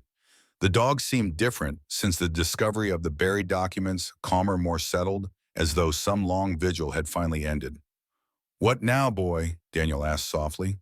For weeks his purpose had been clear: restore the house, defend his claim, uncover the truth. With those battles won, the path forward seemed suddenly undefined. The house stood in a state of partial resurrection, roof intact, windows repaired, utilities functioning, yet remained only a shell of what it could become. The ring of his phone interrupted these thoughts. Sarah Jensen's name appeared on the screen. "Congratulations are still in order," she said when he answered. "The library has been buzzing with talk about nothing else all week." "Thanks," Daniel replied. "It still doesn't feel quite real." "I imagine not. Finding those documents was like something from a movie, the last-minute evidence that saves the day." "If it were a movie, the credits would be rolling about now," Daniel observed. "Happy ending secured." "Or it could be the end of Act 2, Sarah countered. "The external conflict resolved, but the internal journey just beginning." Her perception struck uncomfortably close to Daniel's unformed thoughts. The house was his, but what would he do with it? What purpose would it serve beyond shelter? What meaning could he create from inheritance and victory? I'm calling with news, Sarah continued. The Historical Society is fascinated by what you've discovered. They're particularly interested in the connection between the Cole and Harper families that the documents suggest. Would you be willing to share copies for their archives? Daniel hesitated only briefly. Of course, the truth deserves to be preserved. Excellent. Also, Mrs. Whitaker asked if she could visit. I think she wants to make peace in her own way. She mentioned bringing photos of her cousin Margaret Harper. The request surprised Daniel. Mrs. Whitaker had been firmly in the Harper camp until the documents surfaced, her belief in their version of events unshakable until confronted with irrefutable evidence. She's welcome anytime, he said. I'd like to hear her memories. After ending the call, Daniel walked through the house and mentally cataloging what remained to be done. The orchard would need significant work to become productive again. The outbuildings required structural repairs. The interior still lacked the details that transformed shelter into home. All these tasks required money more than his dwindling savings could provide. By mid-afternoon, a modest sedan made its careful way up the drive. Mrs. Whitaker emerged carrying a small cardboard box with obvious care. Daniel met her at the porch steps, Rust following with dignified curiosity. Thank you for seeing me, she said, her voice carrying the slight quaver of advanced age but none of the uncertainty that had marked their previous interactions. I've brought some things I thought you should have. Daniel led her to the porch where two refurbished chairs offered a view of the valley below. She settled herself with the care of someone managing arthritic joints, placing the box on her lap. I've been the keeper of Harper family memories for decades. She began opening the box to reveal photograph albums and loose papers. Margaret was my first cousin and closest friend. When she fell ill, it devastated the entire family. She extracted a photograph showing two young women in 1940s attire, arms linked, smiling at the camera with the untroubled confidence of youth. That's Margaret on the left. I'm on the right. We were 18. Daniel accepted the photo, studying the woman whose illness had set in motion events that would shape two families for generations. She had a direct gaze and confident smile that suggested strength of character. She married John Harper in 1950.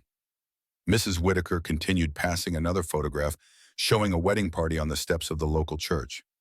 They were so happy at first.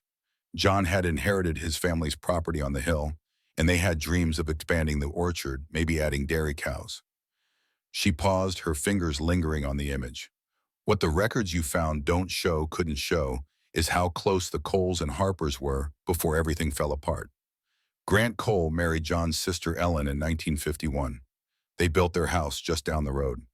This revelation hit Daniel with unexpected force. My grandfather was married to John Harper's sister. They were brothers-in-law. Mrs. Whitaker nodded, her expression softening with memory. Family in every sense. They worked their lands together, shared equipment, helped each other during harvest. When Grant and Ellen had your mother in 1953, John and Margaret were named godparents. She extracted another photograph, this one showing a christening. Daniel recognized his infant mother in his grandmother's arms with John and Margaret Harper, standing proudly beside them, Grant Cole beaming in the background. What happened? Daniel asked quietly. How did family become adversaries? Mrs. Whitaker sighed, the sound carrying decades of witnessed sorrow. It started with tragedy. Ellen, your grandmother, died in childbirth with their second child in 1955. The baby didn't survive either. Grant was devastated, left alone with your mother to raise. She sorted through the box, locating a funeral notice, yellowed with age. John and Margaret helped as much as they could, especially with caring for your mother when Grant had to work. They were still family, still supporting each other. Her voice dropped slightly, entering the heart of the narrative. Then in 1958, Margaret found a lump. The diagnosis was grim advanced cancer with expensive treatments in the city offering the only hope. John didn't have that kind of money. Their farm was profitable but modest. Daniel nodded, the loan documents making more sense with this context. So my grandfather offered financial help. Yes, Grant had inherited some money from Ellen's family. He arranged the loan using the Harper property as collateral because that was standard practice, not because he wanted their land. He was helping family in crisis just as they had helped him after Ellen died. She paused, gathering herself for the painful part of the story. The treatments didn't work. Margaret suffered terribly for 2 years, and the medical bills kept mounting. John spent most of his time at the hospital with her, leaving the farm largely untended. By the time she died in late 1960, he was broken emotionally and financially. Daniel thought of the journal entry he had found, the hope that laughter would return to the house someday. His grandfather had witnessed not just his own tragedy with Ellen's death, but the slow unraveling of his brother-in-law's life as well. "The loan default," he prompted gently. Mrs. Whitaker nodded. John couldn't make the payments. The farm had been neglected, producing little income. He didn't want to stay in the house filled with memories of Margaret. When Grant tried to work out an arrangement to avoid foreclosure, John refused. I think, she hesitated, choosing her words carefully. I think he wanted to be punished in some way, as if losing the property was penance for failing to save Margaret. "The letter in the wall," Daniel said softly. "Please forgive us all." Yes, John wrote that the night before he left town. He walked away, leaving everything behind. Grant had no choice but to execute the loan terms. The legal process had already begun, but he never wanted it to happen that way.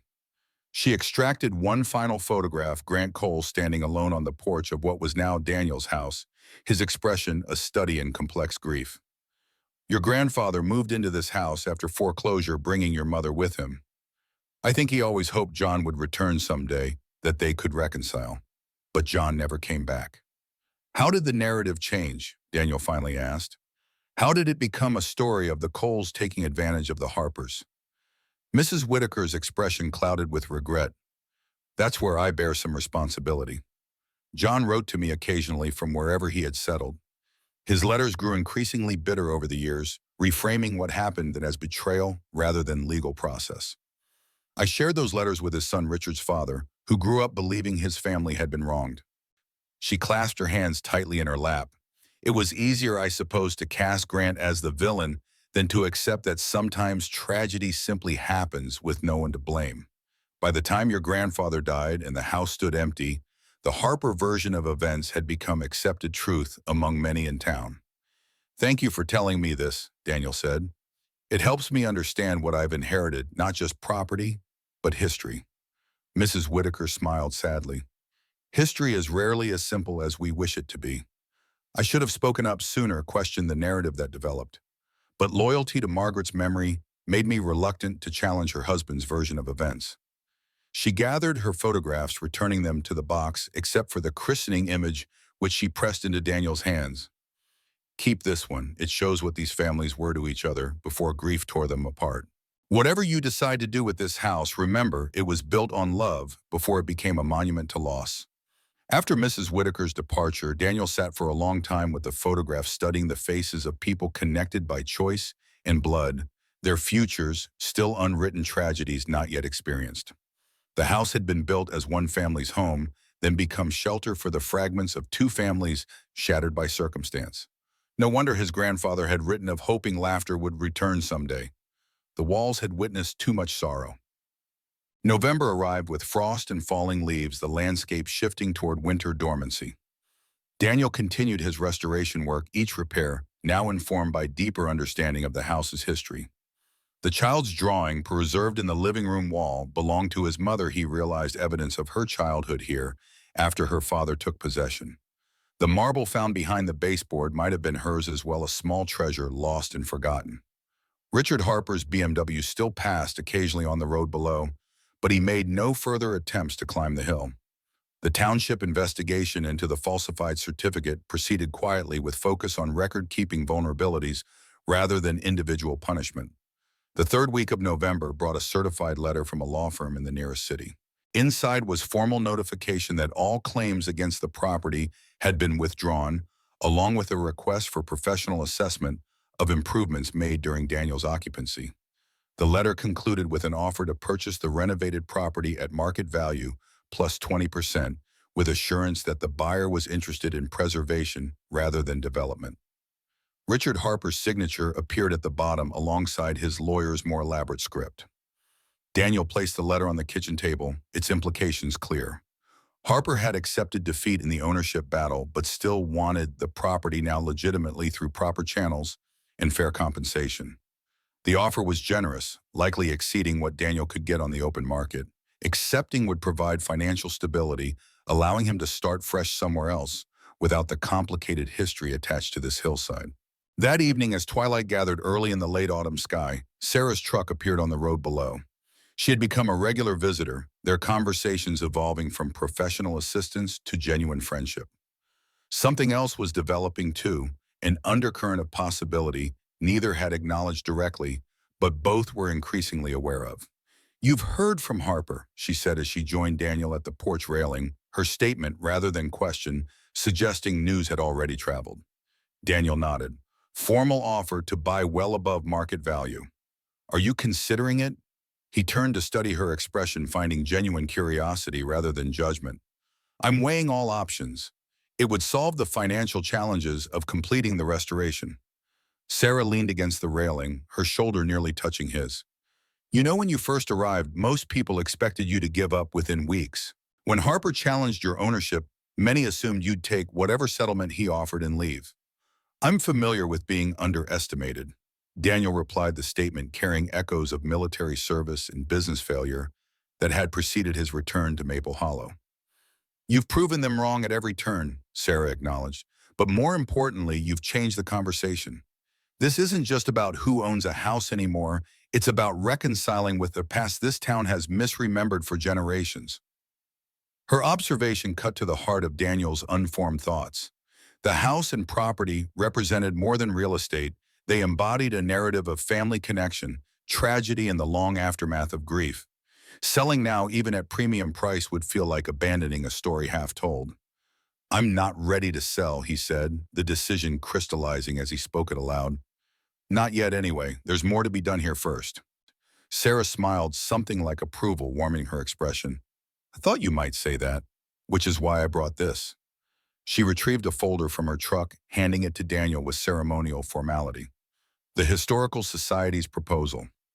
They're interested in documenting the restoration process and the property's significance to local history." Inside, Daniel found an offer of grant funding for historically accurate restoration of the orchard and outbuildings, with the condition that the property be opened occasionally for educational tours focusing on early farming practices and family interconnections in rural communities. They're particularly interested in the story of how the Cole and Harper families worked together before circumstances drove them apart, Sarah explained.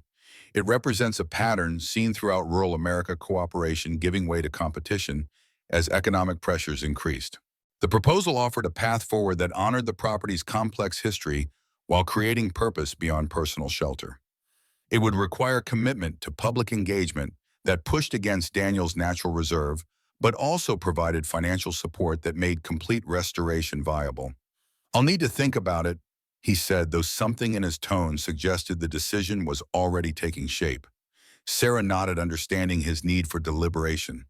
"Take your time, but consider this: sometimes healing happens through shared witness rather than private remembrance."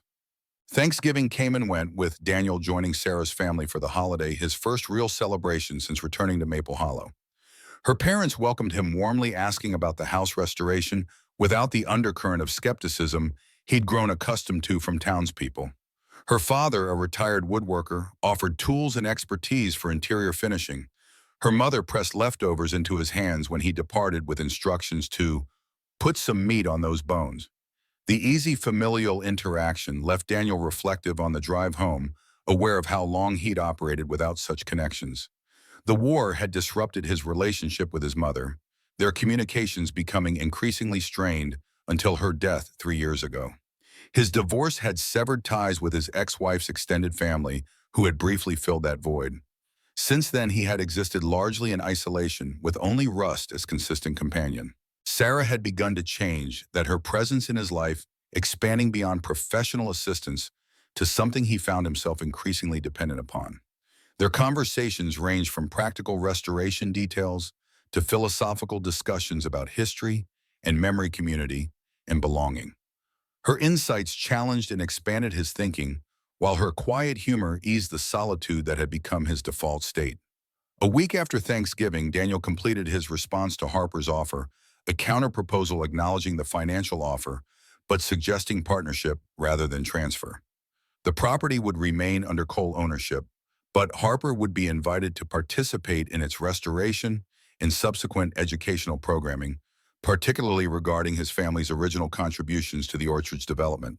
The letter concluded with an invitation to meet in person, the formal language of legal correspondence, giving way to direct human communication. This property contains both our families' histories. Perhaps it's time it represented reconciliation rather than division. December arrived with the first real snow transforming the landscape into monochromatic simplicity. Daniel focused on preparing the house for winter, sealing remaining drafts, insulating the attic, and replacing the ancient furnace with an efficient modern system. These practical tasks provided structure to his days, while larger questions of purpose continued to evolve in his mind. For 3 weeks, no response came from Harper. Daniel began to wonder if his counteroffer had been too direct, too personal for a man whose identity had been built on reclaiming what he believed was wrongfully taken from his family. Perhaps Harper couldn't imagine cooperation after decades of opposition. Then on a bright mid-December morning, with frost edging the windows and fresh snow gleaming in the sunlight, Harper's BMW appeared on the road below. Daniel watched its approach from the porch, rust alert beside him, both uncertain what this unscheduled visit signified. Harper parked where he had on his first confrontational visit, but his emergence from the vehicle carried none of the aggressive confidence of that encounter. His movements seemed hesitant, almost reluctant, as he approached the porch. "I received your letter," he said by way of greeting, his breath forming small clouds in the cold air. Daniel nodded. "Thank you for coming in person. Would you like to come in, Saul? It's warmer than last time you were here." The small acknowledgement of progress seemed to ease something in Harper's posture. He followed Daniel into the house, his gaze taking in the transformations. Since his last visit, repaired walls, refinished floors, functioning utilities. In the kitchen, warm from the new furnace and smelling of fresh coffee, Harper accepted the offered cup with what appeared to be genuine appreciation.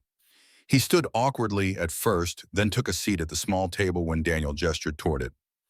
"Mrs. Whitaker visited me last week," Harper said after a long silence. "She brought photographs I'd never seen my grandfather and yours working together, celebrating together. Family photographs." He stared into his coffee as though seeking reflection. "It's difficult to reconcile those images with the stories I was raised on, the narrative of exploitation and injustice that my father believed so completely he made me promise to right the wrong." Daniel waited, sensing Harper needed space to navigate this shifting territory between long-held belief and newly revealed truth. "My father was dying," Harper continued, his voice tighter. "He made me swear I would reclaim what was taken from our family. I've spent 30 years building toward that promise." He looked up, meeting Daniel's gaze directly. "Then you arrive, and within months, everything I believed collapses." "The truth was buried," Daniel said quietly. "None of us had the complete story." Harper's laugh held no humor. "The truth your grandfather offered a loan knowing my grandfather couldn't repay it. He took this land when cancer left the Harpers vulnerable." "That's not what the documents show," Daniel countered calmly. "The loan predated Margaret's diagnosis. And according to Mrs. Whitaker, they were family, not just neighbors, but brothers-in-law. Grant Cole was trying to help, not exploit." "So my father died believing a lie," Harper said bitterly, "and I spent decades building my life around fulfilling a misguided promise." "We inherit stories that shape us," Daniel observed. "Sometimes those stories aren't completely true, even when told by people who believe them wholeheartedly." Harper's shoulders slumped slightly, the rigid posture of corporate authority giving way to something more human, more vulnerable. "The certificate from 1985, he said after another silence. "I arranged it. A county clerk who could be bought, a record that could be inserted retrospectively. It seemed justified at the time, reclaiming what had been unfairly taken." The admission hung between them, neither shocking nor trivial, simply the logical extension of believing one's family had been wronged. "Your counteroffer," Harper said, finally straightening, as though gathering himself. "It suggests partnership in restoration rather than transfer of ownership. Why would you propose that after everything that's happened?" Daniel considered the question carefully. "Because this house has seen enough division. My grandfather hoped it would hear laughter again someday. I think that requires healing the rift between our families, not just restoring the physical structure." Something shifted in Harper's expression, a subtle relaxation around the eyes, a softening at the mouth. He glanced around the kitchen, perhaps seeing not just Daniel's recent improvements, but layers of history beneath them, his grandparents preparing meals, children running through the doorway, moments of ordinary life before cancer and grief rewrote everything. I need time, he said finally, to consider what partnership might mean, to adjust to a different understanding of my family's story. Daniel nodded, recognizing that 3 decades of purpose couldn't be redirected in a single conversation. Take the time you need. The offer remains open. Harper rose to leave, his movements less certain than when he had arrived. At the door, he paused. My lawyer says your counter-proposal is unorthodox, but potentially workable from a legal perspective. It was as close to acceptance as pride would currently allow. Daniel recognized it as significant progress from the man who had first appeared with threats and demands just months earlier. As Harper's car disappeared down the snow-covered drive, Daniel felt rust press against his leg, the dog's warm weight a grounding presence. The house seemed to settle around them, releasing tension held in its very framework. The winter solstice arrived, the year's longest night stretching before Daniel, as he built a fire in the newly relined fireplace. Russ lay nearby on a rug salvaged from his previous apartment, the dog's body relaxed in the warmth radiating from the flames. A knock at the door surprised him. Few visitors ventured up the hill after dark, particularly in winter. Opening it revealed Sarah Jensen, snowflakes caught in her dark hair, bearing a small pine tree in a pot and a bottle of wine. Solstice tradition, she explained, stamping snow from her boots as she entered. Bringing light and life on the darkest night. I thought you might not have had time for holiday decorations. Daniel welcomed her with genuine pleasure, his solitary evening transformed by unexpected company. They positioned the tree near the fireplace, its fresh scent mingling with wood smoke to create the essence of winter celebration. Over wine and the simple dinner Daniel assembled, Sarah shared historical context for solstice traditions in rural communities, the marking of darkness's peak and the promise of returning light, the gathering of neighbors to share resources during winter scarcity, the telling of stories to pass long nights. People think of history as grand events and important figures. She observed firelight casting her face in warm gold. But it's mostly this ordinary lives finding meaning in connection, creating traditions that acknowledge both vulnerability and resilience. As the fire burned lower, their conversation shifted to more personal territory.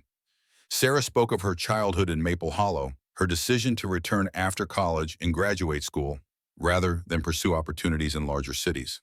Daniel shared stories from his military service that he rarely discussed, not the combat experiences that had left physical and psychological scars, but the moments of unexpected beauty and connection found in difficult circumstances. Why did you really come back here? Sarah asked, refilling their glasses.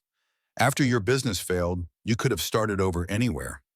Daniel considered the question, aware that his answer revealed more than he typically shared. I had nowhere else that held any meaning. After my mother died, after the divorce, this was the only place connected to any sense of family, however distant. And now it's beginning to feel like home again, not because of the house itself, but because of what's happening here. He hesitated, then added, because of people like you who've helped make it more than just a renovation project. Sarah's smile in response held something beyond professional satisfaction or casual friendship, a warmth that acknowledged the unspoken current developing between them. When she eventually rose to leave, the night had deepened, but somehow felt less solitary than before her arrival. At the door, their goodbye extended beyond simple words. Her hand lingered in his slightly longer than necessary, the contact brief but significant. Merry Christmas, Daniel, she said softly. I'm glad you decided to stay. After she departed, Daniel returned to the fireplace where Rust had remained comfortably sprawled throughout the evening. The small pine tree stood as silent witness to shifting possibilities, not just for the property, but for Daniel himself, his future no longer defined primarily by past loss and struggle. Things are changing, boy, he told the dog, who thumped his tail in apparent agreement. January brought a formal response from Harper's lawyer, accepting the partnership concept, with suggested modifications that maintained the core principle while clarifying legal protections for both parties. The document's dry language couldn't obscure the significance of what it represented, the first step toward reconciliation after generations of division. February saw the formation of the Cole-Harper Historical Partnership, a legal entity that would oversee the property's development as both working farm and educational site. The Historical Society's grant was officially approved, providing initial funding for orchard restoration in spring. As winter slowly released its grip, Daniel and Harper met regularly to develop restoration plans, their initial awkwardness gradually giving way to cautious cooperation.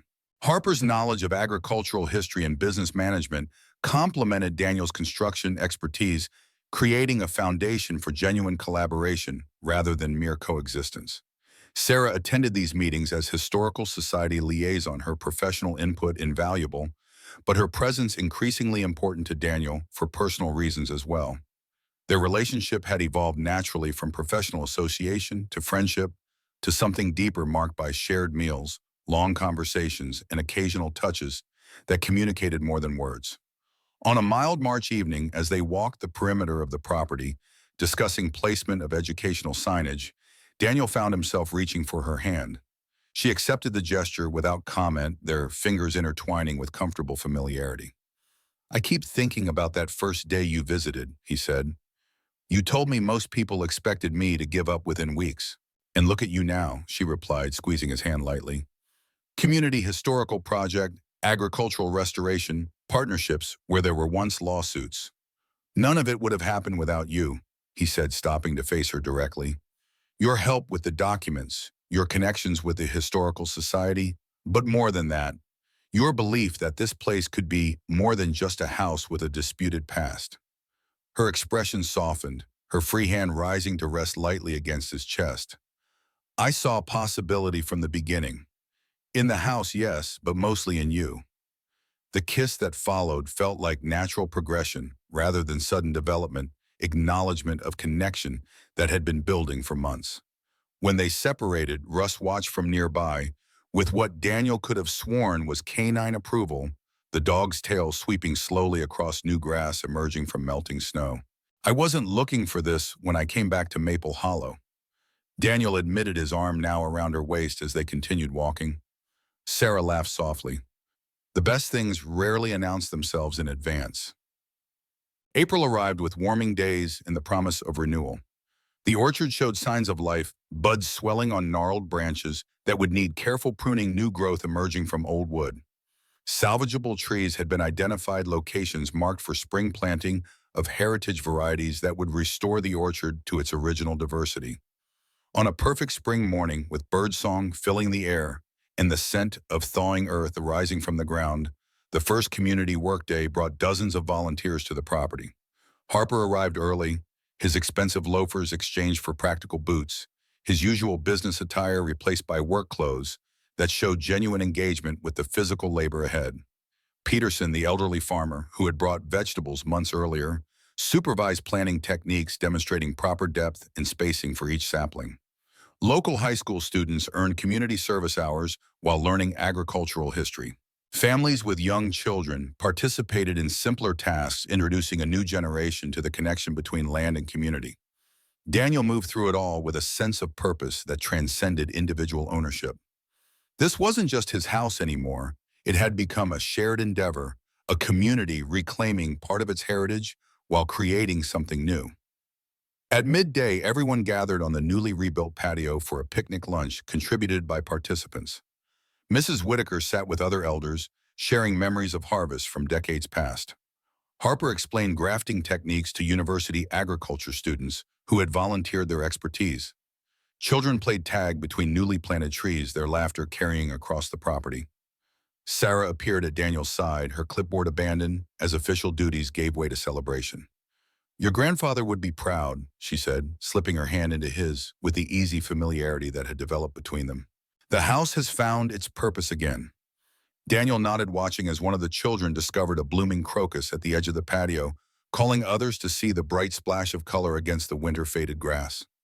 Not just the house, the land, the orchard, the whole legacy he and John Harper built before tragedy separated them. And now their grandsons have reconciled what their grandfathers couldn't, Sarah observed, watching Harper as he knelt beside a child, showing how to gently pack soil around tender roots. Russ lay nearby in a patch of sunshine, his aging body relaxed in contentment. The dog had settled into the role of unofficial greeter for visitors, his initial wariness replaced by dignified acceptance of the property's new public dimension. His muzzle had grown completely gray over the months of restoration, his movements slowed, but his amber eyes remained bright with awareness of the transformation he had helped initiate. As afternoon lengthened toward evening and volunteers gradually departed, Daniel found himself standing with Harper near the old oak tree where the crucial documents had been buried. The massive tree was showing signs of spring awakening, tiny leaves emerging from winter-dormant branches. "I never would have believed this outcome 6 months ago," Harper admitted, gesturing toward the newly planted orchard stretching before them. "I was so certain of what justice required taking back what I thought had been stolen." "And now," Harper considered before answering, "now I understand that reclaiming the past doesn't necessarily mean repeating it. Perhaps the real legacy isn't the property itself, but what we choose to create with it." The observation struck Daniel as surprisingly insightful from a man who had initially appeared driven solely by possession and pride. Harper had revealed unexpected depth during their months of reluctant, then increasingly genuine collaboration. "Your counteroffer was wiser than I initially recognized," Harper continued. "This serves both our family's legacies better than simple transfer of ownership could have." Daniel accepted the acknowledgement with a nod, respecting the personal growth it represented. "Partnership honors the original relationship between our grandfathers before circumstances drove them apart." As Harper departed, shaking Daniel's hand with newfound warmth, Sarah joined him beneath the oak tree. Together they watched the last volunteers loading tools into pickup trucks, calling final goodbyes across the yard. "You know," she said, leaning comfortably against him, "when you first arrived, most people thought you'd sell as soon as you legally could. No one expected you to put down roots here, literally and figuratively." Daniel smiled at the observation, recognizing its accuracy. "I didn't expect it either. I came because I had nowhere else to go, not because I was seeking belonging." And now, the question encompassed more than just his plans for the house. Daniel considered his response, carefully aware that his answer addressed his entire life direction. "Now, I understand what my grandfather meant about the land holding more than just trees. It holds stories, connections, possibilities. I've inherited responsibility for those as much as for the physical property." Sarah's smile held understanding of what remained unspoken, but clearly intended. They had discussed their developing relationship with increasing openness in recent weeks, her deep roots in the community, his newfound sense of purpose, their complementary skills and values. Nothing had been formalized, but the direction was clear to both. Rust approached, moving more slowly than he once had, but with the same dignified presence that had characterized him throughout their journey. Daniel knelt beside the dog, stroking the graying head with gentle appreciation. "We did it, boy," he murmured. "We found home." The dog's tail swept once across the new grass, amber eyes meeting Daniel's with what seemed like profound satisfaction. Rust had been more than companion through this journey. He had been guide, protector, and witness to transformation that extended beyond physical restoration to healing of old wounds and creation of new connections. As twilight gathered, the three of them walked back toward the house, its windows glowing with welcoming light against the deepening blue of evening.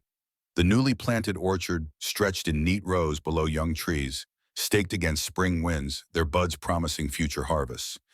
In June, exactly 8 months after Daniel's arrival, the Maple Hollow Community House officially opened to the public. The renovated property featured historical exhibits in the outbuildings, walking tours of the heritage orchard, and demonstration areas for traditional agricultural practices. The opening ceremony drew visitors from surrounding communities, attracted by feature articles in regional newspapers, describing the property's transformation from abandoned ruin to educational resource. Local officials praised the collaboration between Daniel and Harper as model for historical preservation with contemporary relevance. Daniel stood on the porch watching as Sarah guided the first tour group through the orchard. Beside him, Russ lay contentedly in a patch of sunshine, occasionally accepting gentle attention from passing visitors. The house on the hill stood solid against the perfect summer day, its windows clear and bright, its structure sound after months of dedicated restoration.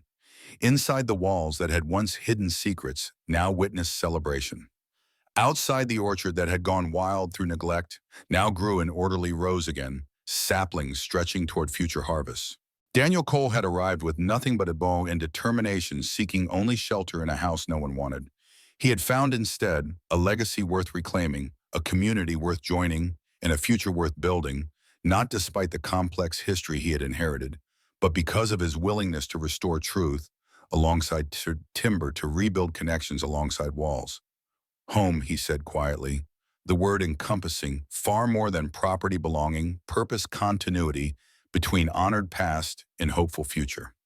Rust's tail thumped against the porch boards in peaceful agreement, the dog's mission accomplished beyond expectation. The house on Maple Hollow Hill had stood empty for decades, its story incomplete.